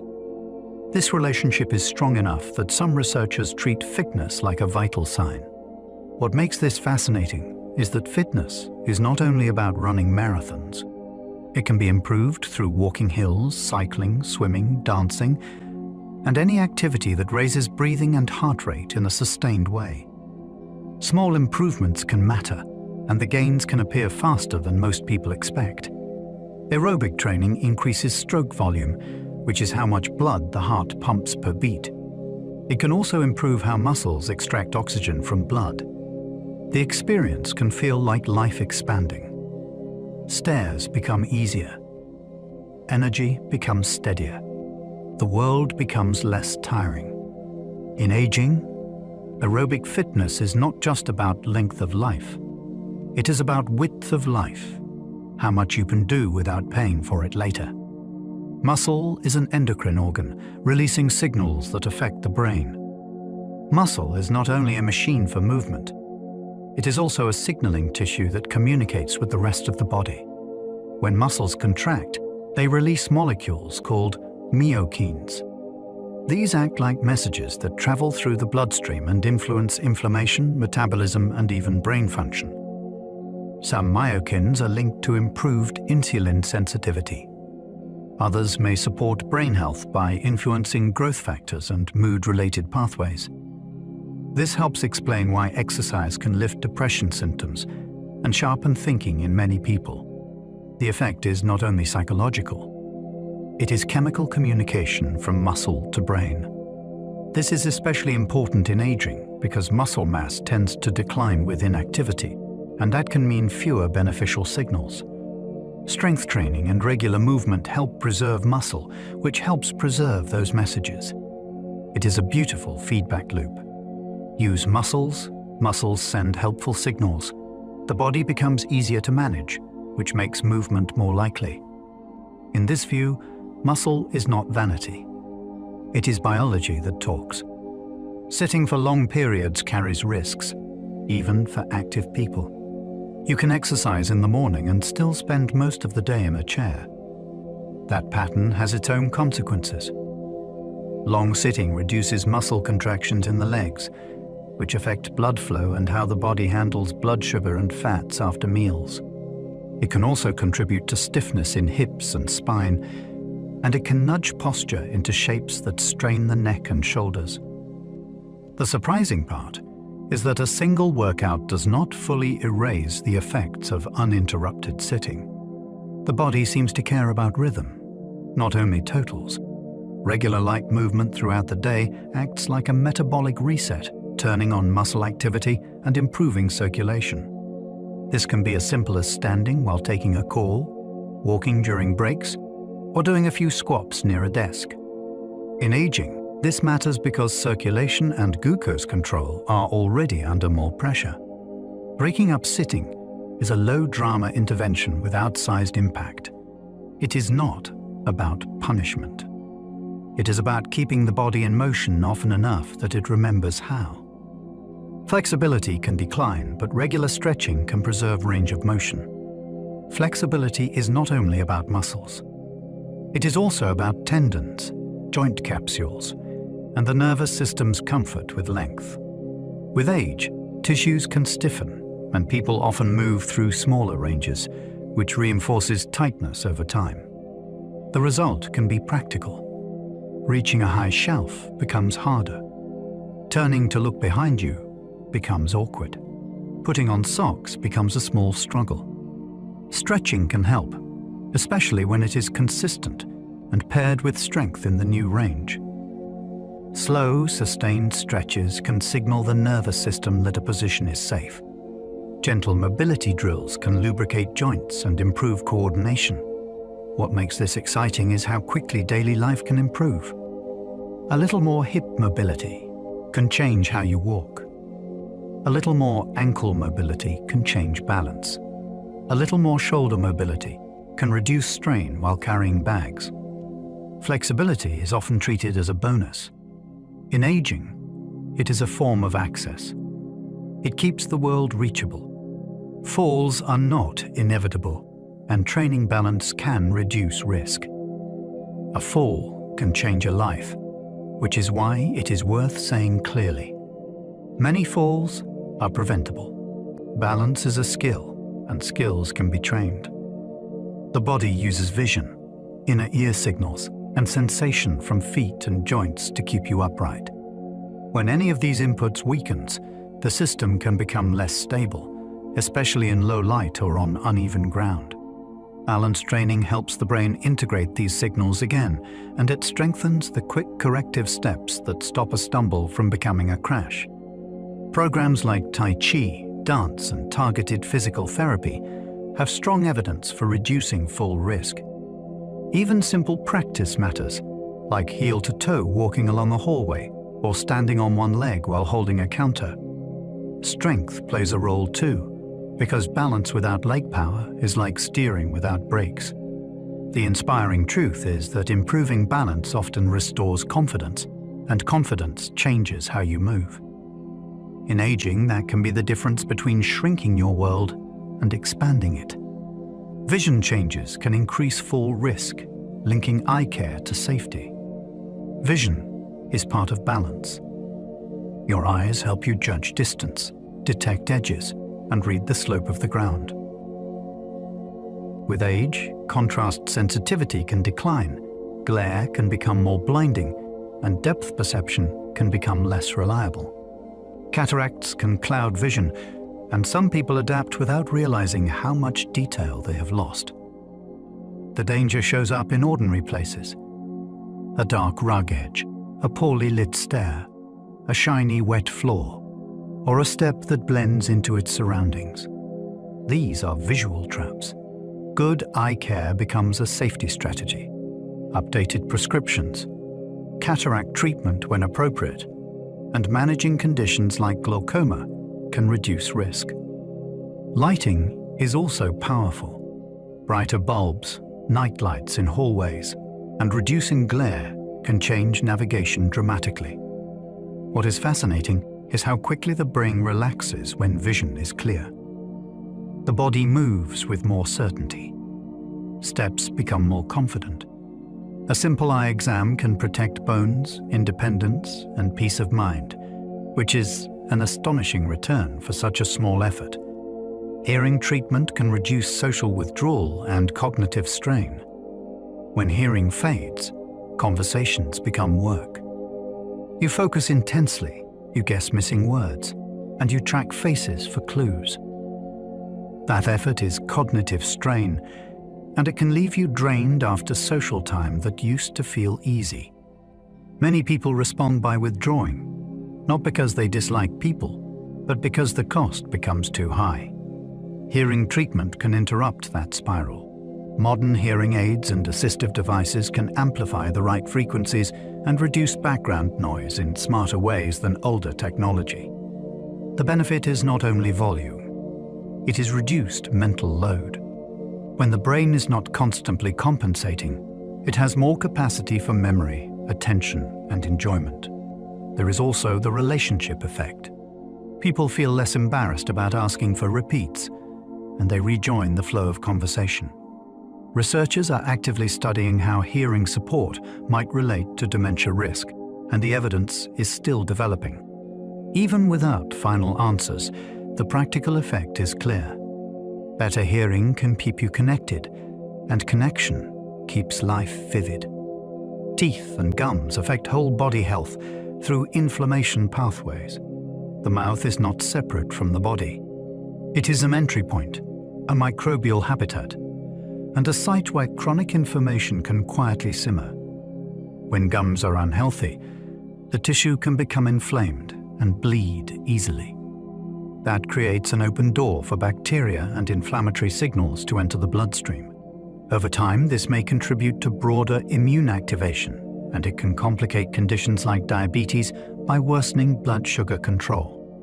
Oral pain also changes diet. People avoid crunchy fruits, vegetables, and protein. Then nutrition suffers, and muscle and bone can follow. Tooth loss can affect speech and social confidence, which feeds isolation. The surprising truth is how much influence small daily habits can have. Brushing well, flossing, or using interdental cleaners, and seeing a dentist for cleanings are not cosmetic luxuries. They are part of systemic maintenance. In aging, oral care is a form of prevention that protects far more than a smile. Gum disease has links to heart health, through chronic immune activation. Gum disease is a chronic infection and inflammatory condition, and chronic immune activity can influence cardiovascular systems. Researchers have found associations between periodontitis and higher risks of heart disease and stroke. The link is not simple cause and effect, and shared risk factors matter, like smoking, diabetes, and socioeconomic access to care. Still, there are plausible biological roots. Inflamed gums can release inflammatory molecules into circulation. Oral bacteria can enter the bloodstream during chewing or brushing when gums bleed, and they may contribute to plaque instability in arteries. This does not mean brushing your teeth guarantees a healthy heart. It means the mouth can add to the total inflammatory burden the heart lives with. That perspective makes dental care feel more meaningful. It also explains why dentists sometimes notice signs that suggest broader health issues. In aging, everything connects. The body is one system. Keeping gums healthy can be one more way of lowering the background strain that the cardiovascular system carries year after year. Menopause is a major hormonal shift, affecting bones, sleep, and vessels. It is not a single day, and it is not only about fertility. As estrogen levels change, bone turnover can speed up, which can increase fracture risk if density drops too far. Sleep can also become more fragile, sometimes due to night sweats, and sometimes due to shifting brain chemistry that affects temperature control. Blood vessels respond too, since estrogen influences how vessels relax and how cholesterol is handled. Many people notice changes in mood, focus, and joint comfort, which can feel like separate mysteries that arrive together. Treatment is not one size fits all. Some benefit from hormone therapy, some from non-hormonal options, and many from strength training and targeted nutrition that protect bone and muscle. What matters most is that this is a whole-body transition, and it deserves the same thoughtful planning as any other major life change. Testosterone declines gradually, but individual patterns vary widely. For many men, testosterone trends downward over time, yet the slope can be shallow or steep depending on health and genetics. Sleep quality, obesity, heavy alcohol use, and chronic illness can reduce levels or worsen symptoms. That makes it tricky, because what looks like age can sometimes be a modifiable health issue. Low testosterone can affect libido, energy, mood, and muscle maintenance, though these symptoms can also come from stress, depression, or poor sleep. Testing requires care, since levels vary by time of day and by lab method. Treatment is also nuanced. Testosterone therapy can help some people, yet it is not appropriate for everyone, and it requires medical monitoring. The most intriguing part is how connected this hormone is to lifestyle. Resistance training, weight management, and treatment of sleep apnea can improve testosterone and well-being without medication. Aging hormones are not a simple countdown. They are a negotiation between biology and environment. Fertility declines with age because eggs age along with the body.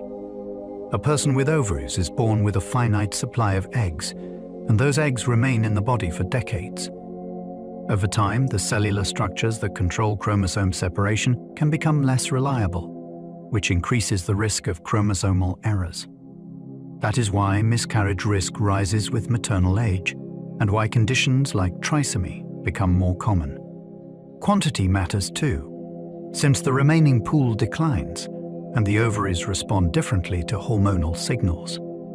Men also show age-related fertility changes, including slower sperm motility and higher DNA fragmentation, though the pattern is usually more gradual. This topic can feel heavy, yet it is also a story about cellular time.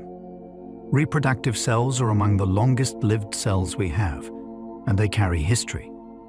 Modern fertility medicine can sometimes help, yet it cannot fully erase biology's timelines.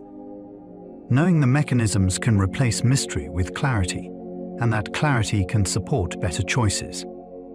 Pregnancy later in life can be healthy, but risks change with age.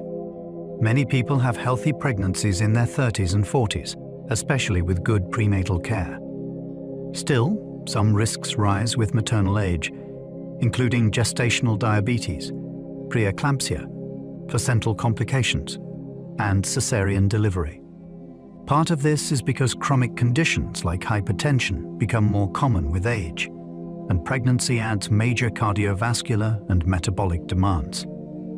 Fertility treatments can also increase the chance of multiple pregnancy, which carries its own risks. What often gets missed is the flip side. Older parents may have more stability, more resources, and more health awareness, which can support good outcomes. The medical approach is usually increased monitoring, early screening, and careful management of blood pressure and blood sugar. This is not a story of doom. It is a story of trade-offs and planning. With modern care, later pregnancy can be navigated safely. Yet it benefits from clear eyes and proactive support. The placenta ages too, and it manages critical hormone signals. The placenta is a temporary organ that builds itself quickly, then runs an astonishing supply network between parent and fetus. It delivers oxygen and nutrients, removes waste, and produces hormones that reshape metabolism and blood flow. As pregnancy progresses, the placenta also changes. Its structure and blood vessels adapt to increasing demands, and it shows signs of maturation that some people describe as aging. When placental function is compromised, growth restriction or complications can follow because the fetus depends on that exchange system every minute. Researchers study the placenta as a window into lifelong health, since placental stress is linked to higher risks for both parent and child later on. It is also a reminder that pregnancy is not only about the fetus. It is an intense physiological collaboration, with the placenta as the negotiator. Thinking of it as a living organ with its own lifespan makes pregnancy biology feel even more remarkable. Brain blood flow can change with age, shaping attention and energy. The brain is a high-demand organ, and it depends on steady blood flow to deliver oxygen and glucose. With age, blood vessels can become less flexible, and the mechanisms that match flow to activity can become less responsive. That can affect mental stamina. Some people describe it as running out of focus sooner, even when they still think clearly in short bursts. It can also influence dizziness when standing, especially if blood pressure regulation is less stable. The fascinating part is that blood flow is not fixed. Aerobic fitness improves vascular function, and it can support better delivery to brain tissue. Managing blood pressure matters too, since both high and low pressure can strain cerebral circulation in different ways. Sleep, hydration, and treatment of anemia also influence oxygen delivery. Aging brains do not only change in neurons, they change in the plumbing that feeds neurons. Supporting that system can protect cognition in surprisingly practical ways. Migraine patterns can shift with age, sometimes improving after midlife. For many people, migraines evolve across life rather than staying constant. Some find attacks become less frequent after midlife, especially after hormonal transitions. Others notice a shift in symptoms, with less head pain but more aura, dizziness, or sensitivity to light. Migraine is not only a headache. It is a brain state that involves changes in nerve excitability and blood vessel signaling. Triggers can also change with age. Sleep disruption, certain medications, and dehydration may become more influential, while menstrual cycling becomes less relevant for some. What makes this topic so gripping is that a migraine brain is highly sensitive, and sensitivity can be a burden or a gift. Many people with migraines report heightened perception and strong pattern detection. Treatment has also advanced, with newer targeted medications that focus on specific signaling molecules. Aging does not guarantee relief, yet it often changes the terrain. Understanding the shift can help people adjust triggers, therapies, and expectations. and regain a sense of control. Pain processing changes, and chronic pain becomes more common with age. Pain is not only a signal from tissues, it is also an interpretation made by the nervous system. With age, joints and muscles accumulate wear, and conditions like neuropathy become more likely, which can increase pain sources. At the same time, the brain's pain modulation systems can change, and sleep disruption can amplify pain sensitivity. This can create a loop where pain worsens sleep and poor sleep worsens pain. Chronic pain can also reshape mood and attention, making the world feel smaller. The hopeful angle is that chronic pain is treatable through multiple doors. Strengthening weak muscles can reduce joint stress. Physical therapy can restore movement patterns that protect tissues. Certain medications can calm nerve pain, and psychological tools like cognitive behavioral therapy can reduce the brain's amplification of threat. This is not pretending pain is imaginary. It is recognizing that the nervous system is plastic. Aging increases risk, yet it also offers opportunity to build smarter support systems and break the loop. Arthritis is not one disease, but many joint conditions. People say arthritis as if it is a single enemy, yet it is a whole category of problems with different causes. Osteoarthritis involves cartilage wear and changes in bone and joint lining, often shaped by prior injury and mechanical stress. Rheumatoid arthritis is autoimmune, and it can attack joints symmetrically with swelling and fatigue. Gout is driven by uric acid crystals that inflame joints suddenly, often in the big toe. Psoriatic arthritis can accompany skin disease and affect tendons and ligaments. These differences matter because the treatments are different. One person needs strengthening and load management. Another needs immune-targeting drugs. Another needs dietary changes and medication that lowers uric acid. The common thread is that joints are living systems, not hinges. They contain immune cells, nerves, blood vessels, and lubricating fluid. Aging increases the chance that something in that system goes off balance. Knowing which type you have can transform treatment from guesswork to precision and restore function that people assume is gone for good. Cartilage has limited blood supply, which makes repair difficult.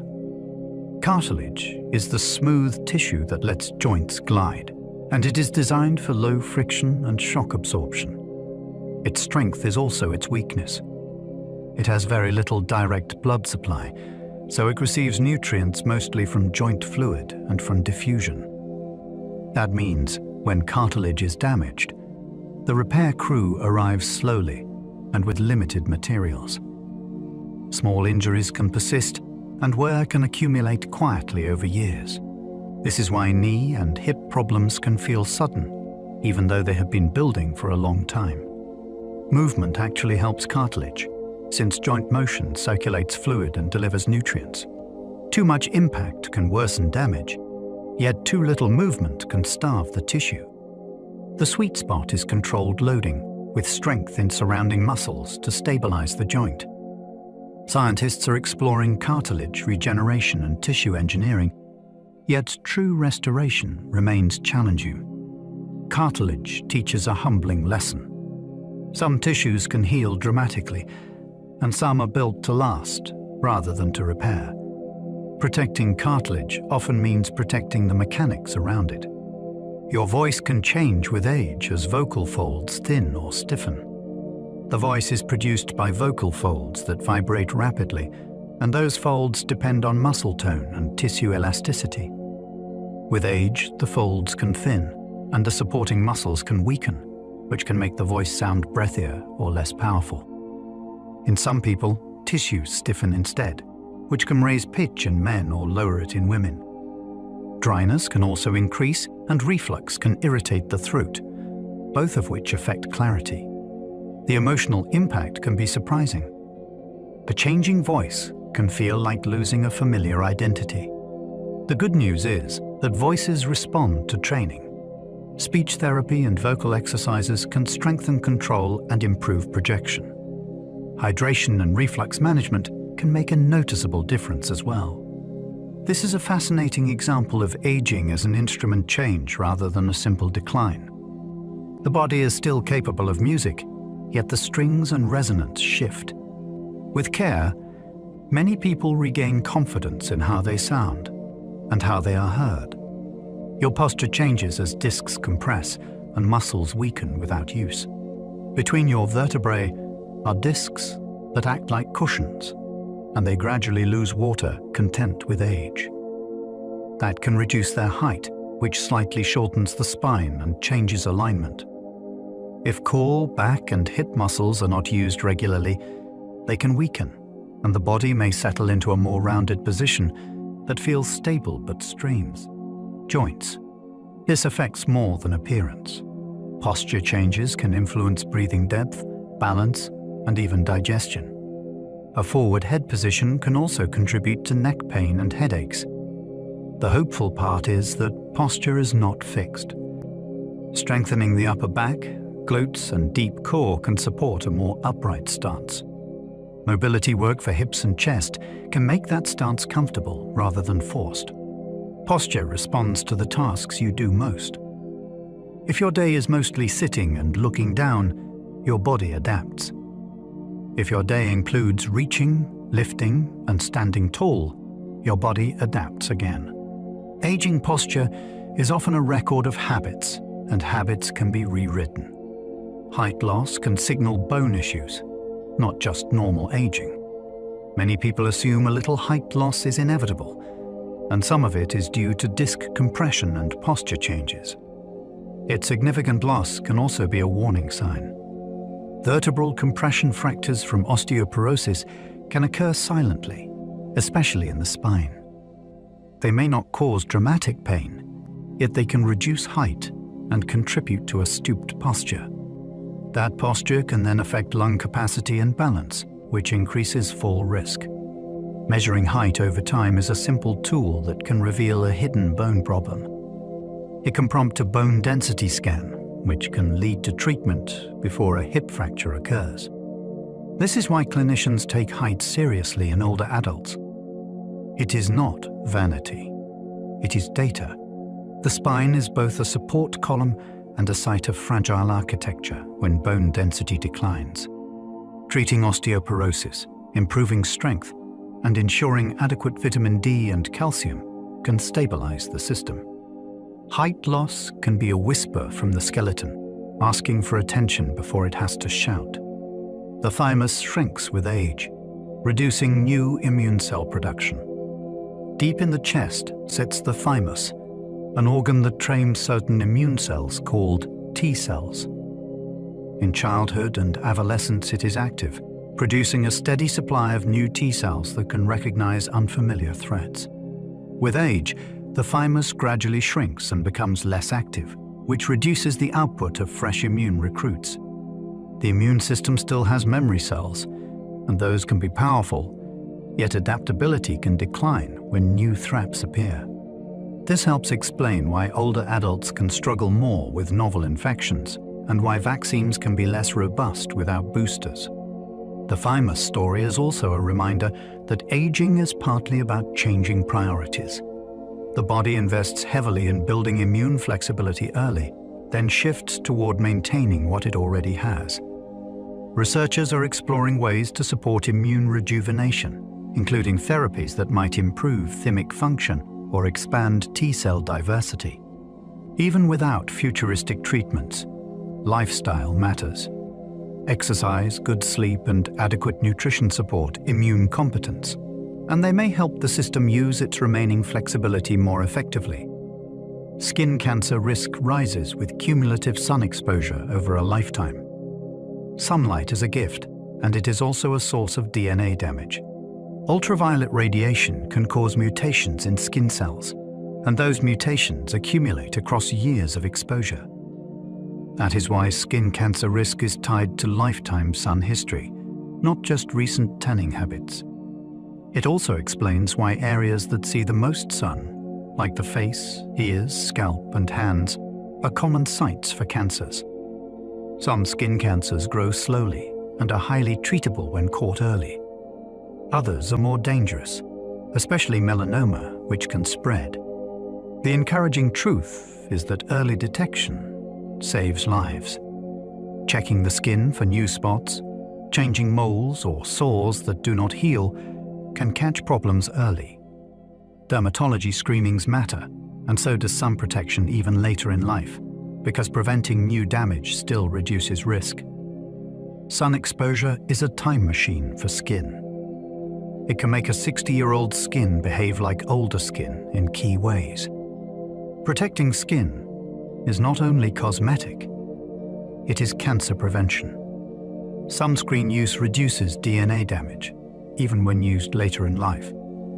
Some people think sunscreen only matters if you started young. The biology says otherwise.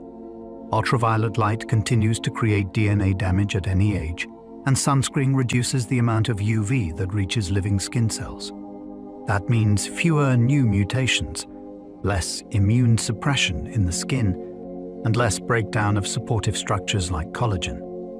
Using sunscreen later can still lower the risk of future skin cancers, and it can reduce the number of precancerous lesions that develop over time. It is also a lesson in how prevention works. You cannot erase old sun exposure, yet you can stop adding to the total. Sunscreen is only one tool. Protective clothing, hats, sunglasses, and seeking shade during peak UV hours all help. The most practical approach is routine. Apply it like brushing teeth, not like a special event. A small daily habit becomes a long-term shield. Aging is often about cumulative damage. Sunscreen is one of the few defenses that directly reduces new damage from a predictable environmental source. Calorie restriction extends lifespan in some species, but human results vary. In many laboratory animals, reducing calorie intake without malnutrition can extend lifespan and delay age-related disease. It seems to shift cells into a conservation mode, activating repair pathways and reducing growth signaling. This has made calorie restriction one of the most famous ideas in aging science. Humans are more complicated. Our lives include stress, social eating, illness, and varied genetics. And our goal is not only to live longer, it is to live well. Severe restriction can backfire by reducing muscle, lowering bone density, and increasing frailty, especially in older adults. Some researchers now focus on strategies that mimic certain cellular signals without extreme dieting, like time-restricted eating or targeting specific nutrient-sensing pathways. The fascination here is that aging responds to metabolism, and metabolism responds to environment. Food is not only fuel, it is information. How much, when, and what you eat sends signals that can influence repair and growth. The challenge is translating animal success into human sustainability and safety. Protein intake affects muscle preservation, especially during aging. As people age, muscles can become less responsive to small protein doses, which is sometimes called anabolic resistance. That means the same meal that built muscle easily in youth may do less in later life. Adequate protein becomes more important, and spreading protein across meals can help stimulate muscle repair more consistently. This is not only about bodybuilders. Muscle supports balance, metabolic health, and independence. Low protein intake can contribute to frailty, slower wound healing, and worse recovery after illness. Quality matters too. Lean meats, dairy, eggs, legumes, and tofu can all contribute, and combining plant proteins can provide a complete amino acid profile. Protein also works best with resistance training because muscles need both building blocks and a reason to rebuild. This topic is deeply practical. People often eat less with age due to taste changes, dental issues, or appetite shifts. Ensuring enough protein is a simple way to protect strength and resilience, and to keep the body capable. Creatine has evidence for strength support, particularly in older adults. Creatine is a compound stored in muscles that helps regenerate energy during short bursts of effort, like standing from a chair or climbing stairs. It is one of the most studied supplements in exercise science. In older adults, creatine combined with resistance training often improves strength and lean mass more than training alone. Some research also suggests benefits for fatigue and functional performance. The results vary by study design. Creatine is not a steroid, and it does not work by hormones. It works by energy buffering, helping muscles perform a little more work, which can lead to greater training gains over time. Safety is generally considered good for healthy people at standard doses, yet it is wise to check with a clinician, especially for those with kidney disease or complex growth. Medication regimens. What makes creatine fascinating is how basic it is. It is not a futuristic molecule. It is part of normal physiology. Supplementing it can restore a resource that may be lower in people who eat little meat or in those with reduced muscle stores. In aging, small boosts to training capacity can translate into meaningful real-world independence. Alcohol tolerance often decreases because body water and liver processing change. Many people discover later in life that one drink feels like two. Part of this is body composition. With age, total body water often decreases, so alcohol becomes more concentrated in the bloodstream at the same intake. Liver processing can also slow, which means alcohol stays active longer. Medications add another layer, since alcohol can interact with blood pressure drugs, sleep aids, pain medications, and antidepressants. Sleep quality also suffers, because alcohol can fragment sleep later in the night, even if it feels relaxing at first. The risk is not only hangovers. Falls become more likely, driving impairment lasts longer, and dehydration can be more dangerous. The hopeful message is that the body gives clear feedback. Adjusting intake, spacing drinks with water and food, and choosing alcohol-free nights can quickly improve energy and sleep. Alcohol is a classic example of aging as a change in processing speed. The same input produces a stronger output. Knowing that can prevent accidents and protect health without requiring total abstinence. Smoking accelerates wrinkles and disease risk, yet quitting helps at any age. Cigarette smoke does two kinds of harm at once. It injures blood vessels, which reduces oxygen delivery to skin and organs. It also floods tissues with chemicals that damage collagen and elastin, which are the fibers that keep skin springy. That is why smoking can carve deeper lines around the mouth and eyes. Inside the body, the same exposure raises risks for heart disease, stroke, emphysema, and many cancers. The astonishing part is how quickly the body begins to recover after quitting. Circulation improves, lung function can rebound, and heart risk drops over time. Skin can look less dull because blood flow and healing improve. Taste and smell often sharpen too, which can make eating feel brighter. Quitting is not only about adding years. It can return energy, breathing ease, and a sense of control over your own trajectory. Air pollution exposure links to faster aging in lungs and vessels. Air pollution is not only a cough trigger. It is a chronic exposure that can reach deep into the lungs, then spill into the bloodstream as inflammatory signals. Tiny particles can irritate airway lining, reduce lung function over time, and make the lungs less resilient against infections. In blood vessels, pollution exposure has been linked to higher inflammation and worse endothelial function, which affects how vessels widen and respond to stress. The effect is not always obvious day to day. It can feel like normal fatigue, mild breathlessness, or more frequent respiratory irritation. What makes this so unsettling is that it is a passive exposure. You can be doing everything right and still inhale a harmful mix on a busy street. The hopeful angle is mitigation.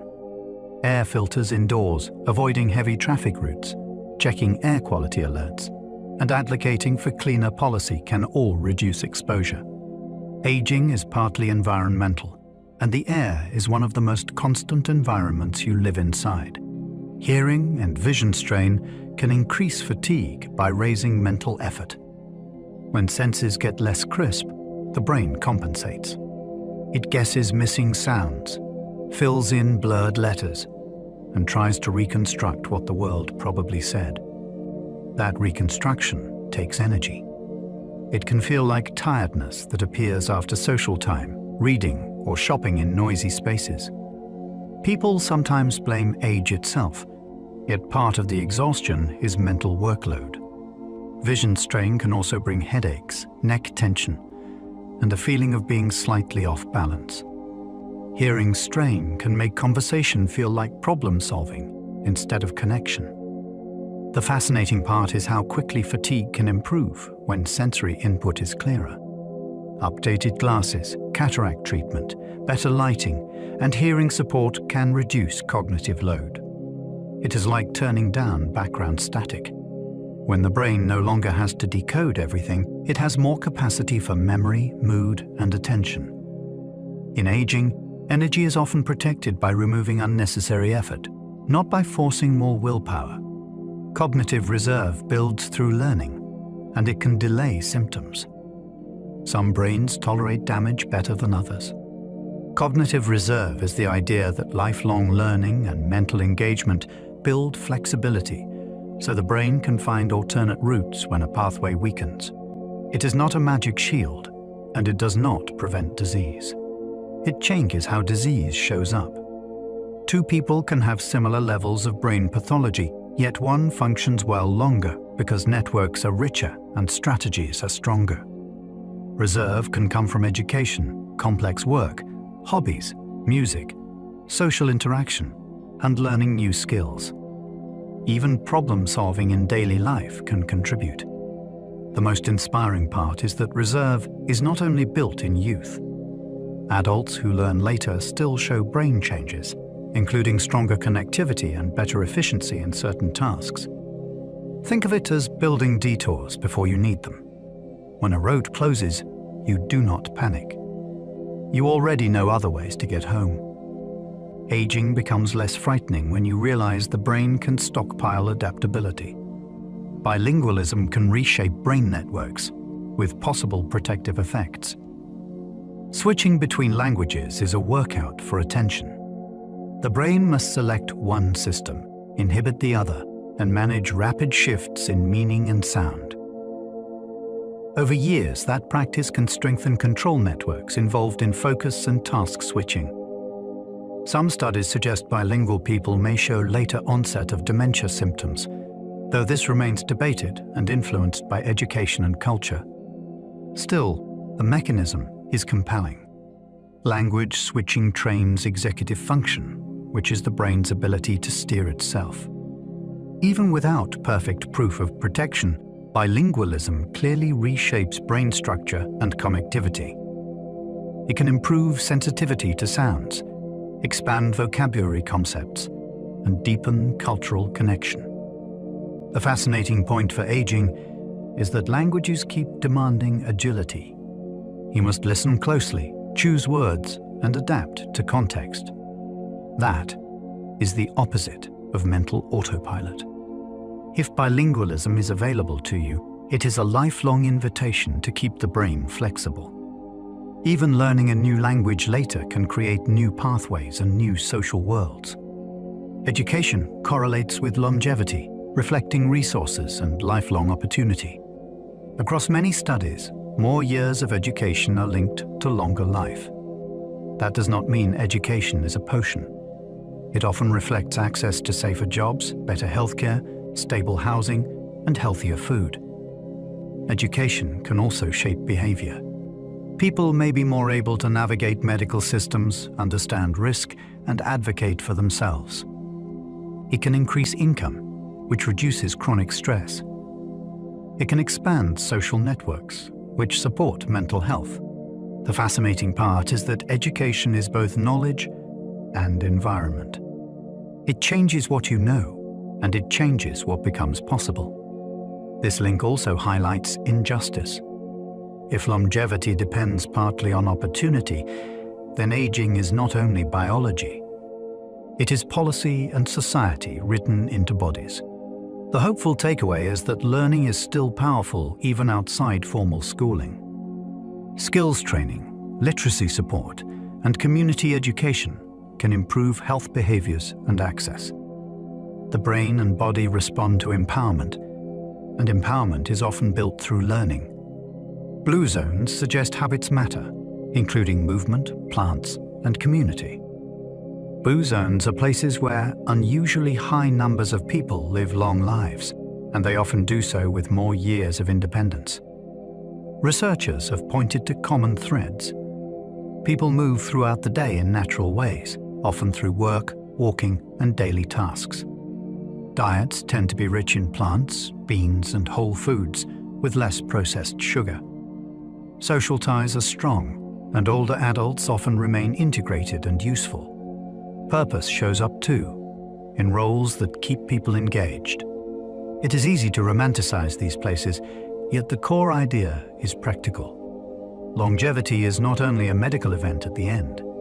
It is the sum of daily patterns that reduce strain and support repair. Blue zones also remind us that health is easier when the environment makes healthy behavior the default. Stairs, gardens, shared meals, and social accountability do some of the work. Aging well is often less about heroic self-discipline and more about designing a life that keeps you moving, nourished, and connected. Sleep quality predicts aging outcomes, including heart and brain health. Sleep is the time when the body recalibrates. Blood pressure tends to dip, stress hormones settle, and tissues shift into repair. When sleep is consistently poor, those nightly resets are incomplete. Over years, that can raise cardiovascular risk, worsen insulin regulation, and intensify inflammation. In the brain, poor sleep can impair attention and mood, and it can make memory feel brittle. It can also increase the chance of accidents and falls through fatigue. What makes sleep so fascinating is that it is both a symptom and a cause. Pain disrupts sleep, and poor sleep increases pain sensitivity. Stress fragments sleep, and fragmented sleep increases stress reactivity. Breaking that loop can improve many systems at once. The practical approach is often boring, which is why it works. Consistent wake time, daylight exposure, limited late alcohol, and treating sleep apnea can transform sleep quality. Aging does not only happen in organs, it happens in rhythms. Sleep is one of the most important rhythms you can protect. Dementia is not inevitable, and many risks are modifiable. Dementia is common, and it is scary, yet it is not a guaranteed outcome of aging. Risk is influenced by factors that can be shaped across life.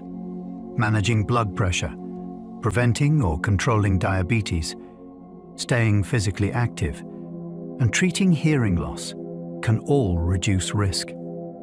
So can not smoking, limiting heavy alcohol use, and staying socially engaged. The brain depends on vascular health, and many dementia cases have a strong vascular component. That means heart-healthy habits are also brain-healthy habits. Education and mental engagement may also help delay symptoms by building cognitive reserve.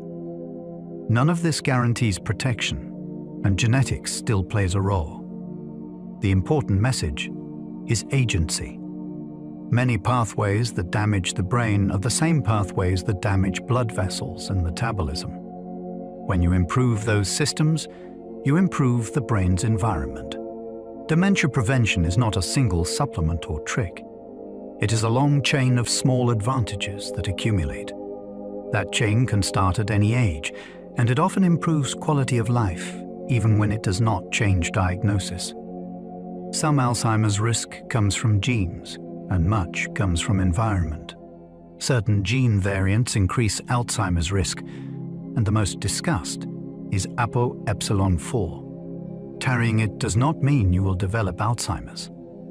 it changes probabilities. Environment and lifestyle then interact with that biology. Vascular health, sleep quality, physical activity, and exposure to chronic inflammation can influence risk and timing. Hearing loss and social isolation may add strain by increasing cognitive load and reducing stimulation. Traumatic brain injury can also raise risk in some cases. What makes this topic so gripping is that it is not a simple genetic switch. It is a layered system where the brain's resilience is shaped by decades of inputs. That can feel daunting, yet it is also empowering. If genes load the gun, environment often pulls the trigger or keeps the safety on. Research is moving toward prevention and early intervention, including identifying changes years before symptoms. The brain gives signals long in advance. Learning to listen to those signals is becoming part of modern aging medicine. Senolytic drugs aim to clear senescent cells, and trials are emerging. Senescent cells are cells that stop dividing but refuse to leave. They can accumulate after stress, damage, or repeated replication limits. The problem is their behavior. They can release inflammatory signals and enzymes that disrupt tissue structure, which may contribute to frailty and age-related disease. Senolytics are drugs designed to selectively remove these cells, like pruning overgrown branches so a tree can thrive.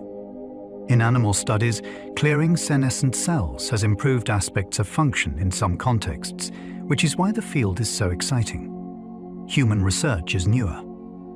Trials are exploring safety, dosing, and whether benefits appear in specific conditions like lung fibrosis or osteoarthritis.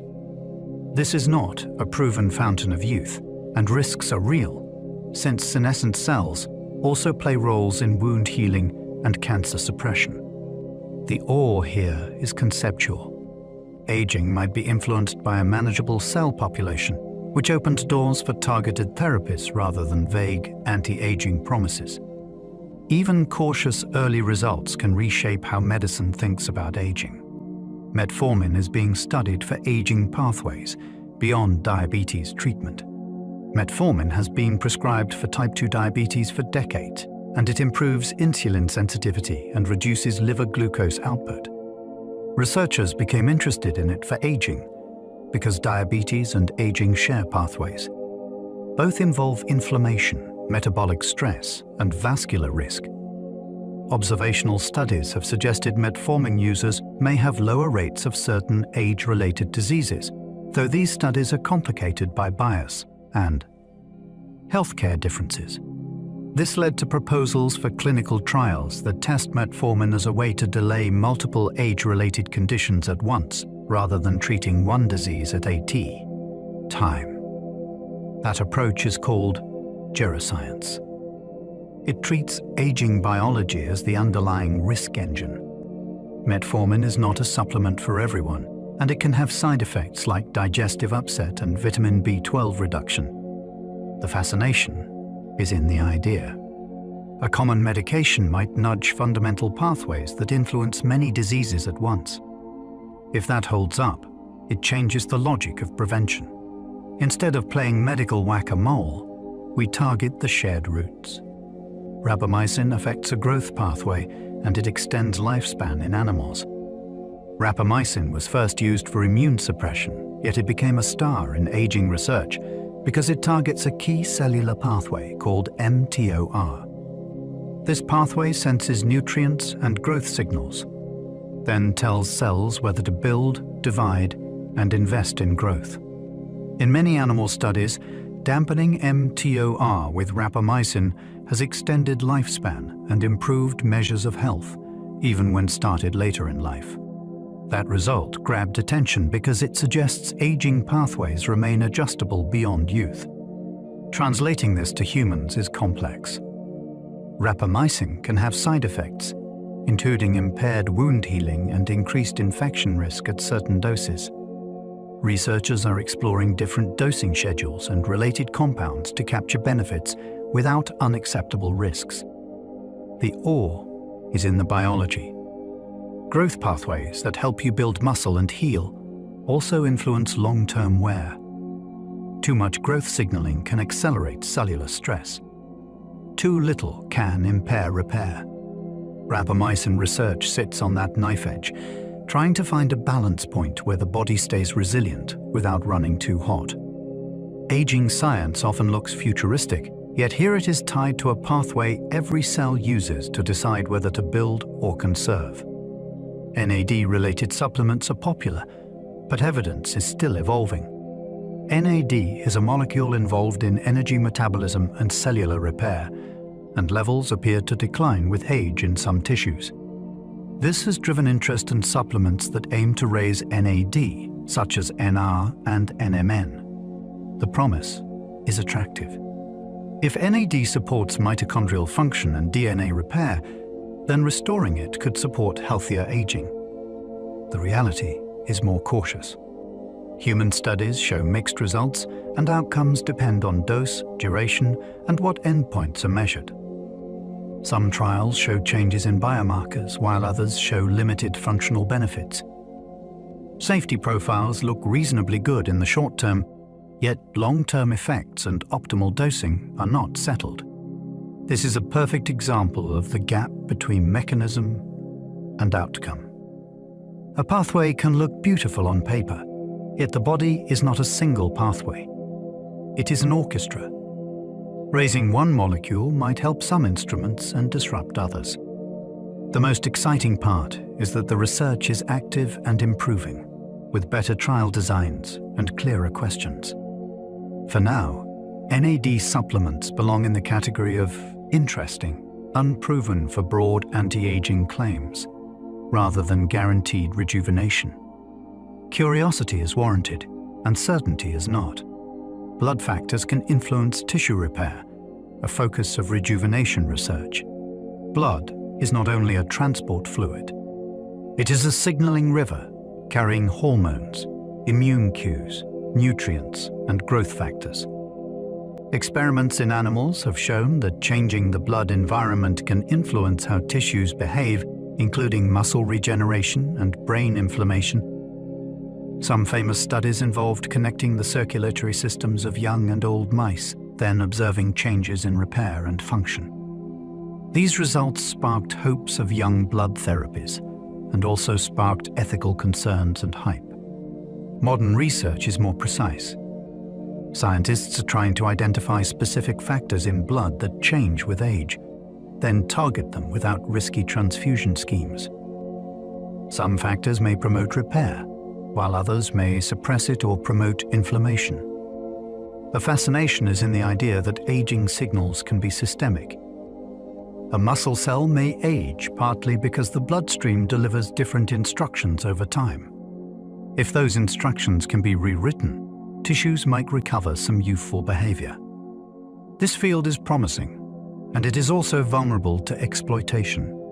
So careful science and careful messaging matter. The real story is not magic blood. It is the body's communication network and how it changes with time. Stem cell therapies hold promise, but many claims outpace the science. Stem cells can self-renew and can sometimes become different cell types, which makes them central to regeneration. In medicine, stem cell-based treatments are already real in certain contexts, like bone marrow transplants for blood disorders. The problem is the gap between what is possible and what is marketed. Many clinics sell expensive stem cell injections for aging, arthritis, and neurodegeneration without strong evidence, and sometimes without clear cell content. The promise is believable. If you could replace worn cells, you might restore function. The reality is harder. Cells must survive, integrate, avoid immune rejection, and behave safely. Uncontrolled growth is a risk, and misdirected cells can cause harm. Researchers are making progress with engineered cells, tissue scaffolds, and more controlled delivery methods. This is a frontier, not a finished product. The ore is still deserved because regeneration is one of biology's greatest mysteries. Yet the safest approach is skepticism paired with hope. Real therapies come with clinical trials, published data, and careful follow-up. Aging makes people vulnerable to miracles. Science demands patience, because building safe regeneration is like building a new organ with strict building codes. Organ transplantation shows that tissues can function well far beyond natural limits. A transplanted heart can beat strongly in a new body. A transplanted kidney can filter blood for years. These facts are astonishing because they show that organs are not simply set to expire at a certain age. With proper blood flow, immune management, and medical support, tissues can continue doing their work in conditions different from the ones they grew up in. Transplantation also reveals what makes organs fail. Sometimes it is not intrinsic aging alone. It is the environment, the immune system, the vascular supply, and the burden of disease. A healthy donor organ can function in a recipient whose body might otherwise struggle, which suggests that organ age depends partly on context. This does not mean we can transplant our way out of aging. It means biology is more modular than it looks. The same organ can have different lifespans depending on the system it lives in. Transplants also highlight immune complexity. The recipient must accept the organ, and that acceptance requires careful suppression of rejection, which carries infection risks. In aging science, transplantation is a proof of concept that function can be preserved longer than the original design might suggest, if conditions are right. Centenarians often avoid major disease until late, called compressed morbidity. Some people reach 100 with a pattern that surprises doctors. They do not spend decades slowly accumulating severe disability. Instead, they remain relatively healthy, then experience serious illness much later, often close to the end of life.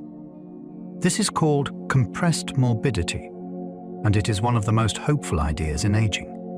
It shifts the goal from live forever to live well until near the end. Centenarians often show lower rates of smoking, better social ties, and sometimes genetic advantages in metabolism or inflammation control. They may also recover from stress better, which reduces long-term physiological wear. Researchers study centenarians for clues about resilience, and they often find patterns of slower disease progression, rather than dramatic immunity from disease. The fascination is that this is a different aging trajectory. It suggests that the timeline of disease is adjustable. If we can delay multiple chronic diseases at once, we can extend healthy years without necessarily extending total years dramatically. That is a realistic, humane goal. The maximum human lifespan is debated because rare outliers shape the data. Most people die far below the oldest ages ever recorded, so estimates of a maximum lifespan depend heavily on a handful of individuals. That creates statistical tension. Some researchers argue there is a hard ceiling set by biology. Others argue the apparent ceiling is partly due to limited data, changing record quality, and the rarity of reaching extreme ages. Even if a biological ceiling exists, its exact value is uncertain because you cannot run controlled experiments on human lifespans. What makes this debate so intriguing is that it forces us to separate two questions. How long can humans live, and how long can humans live well? A society could push the first number upward while the second stagnates, which would be a hollow victory. The data also show that mortality risk increases with age, yet it does not rise in a perfectly predictable way at the most extreme ages. Outliers challenge our models. They remind us that biology is not a machine with a clear shutdown date. It is a probability curve shaped by genetics, environment, medicine, and chance. Aging research is shifting from lifespan to healthspan, years lived well. For much of history, the dream was to extend life. Now, many scientists and clinicians are aiming for something more practical. Extend the years when you can move, think, and engage, while shrinking the years of disability. That is Healthspan. This shift changes how research is designed. Instead of waiting decades to see who lives longer, studies may track strength, walking speed, immune function, metabolic stability, and cognitive performance. It also changes how medicine talks to patients. The goal becomes maintaining capacity, not just treating diseases after they appear. This perspective makes everyday habits more meaningful. Strength training protects independence. Sleep protects brain clarity. Social connection protects stress biology. Preventive care protects vascular systems but feed everything else. Healthspan thinking also encourages better measures. You cannot improve what you cannot measure, so biomarkers, functional tests, and early screening become central. The excitement is that aging becomes an engineering challenge rather than a passive fate. We may not control the final number of years, yet we can often reshape the quality of the years that arrive. As we come to the end of this journey, you've moved through a wide landscape of aging. Not as a single decline or finish line, but as a living process that unfolds moment by moment. You've heard how time shapes cells, tissues, memories, and emotions, how the body adapts, repairs, and sometimes surprises us. How aging is written into biology, but also into experience, habit, and connection. Together, these ideas form a quieter picture of growing older, one where change is constant but not simple, where loss exists alongside resilience, where the body carries its history and the mind continues to reshape itself in response to the world. Aging is not something that suddenly arrives. It is something that has been with you all along, moving gently beneath the surface, keeping time in ways we are only beginning to understand. Now, there's nothing left to do. Let the information settle where it wants to. You don't need to hold on to it. Let your breathing slow and allow the weight of the day to ease out of your shoulders. If thoughts drift, let them drift. If sleep comes, let it come naturally. And if you find yourself still awake, there will be another video waiting for you on the screen. Another quiet place to rest your attention, and another gentle path to follow if curiosity lingers a little longer. Thank you for spending this time here. I hope it brought you a sense of calm, and maybe a new way of seeing the long, unfolding story of being human. Sleep well, and good night.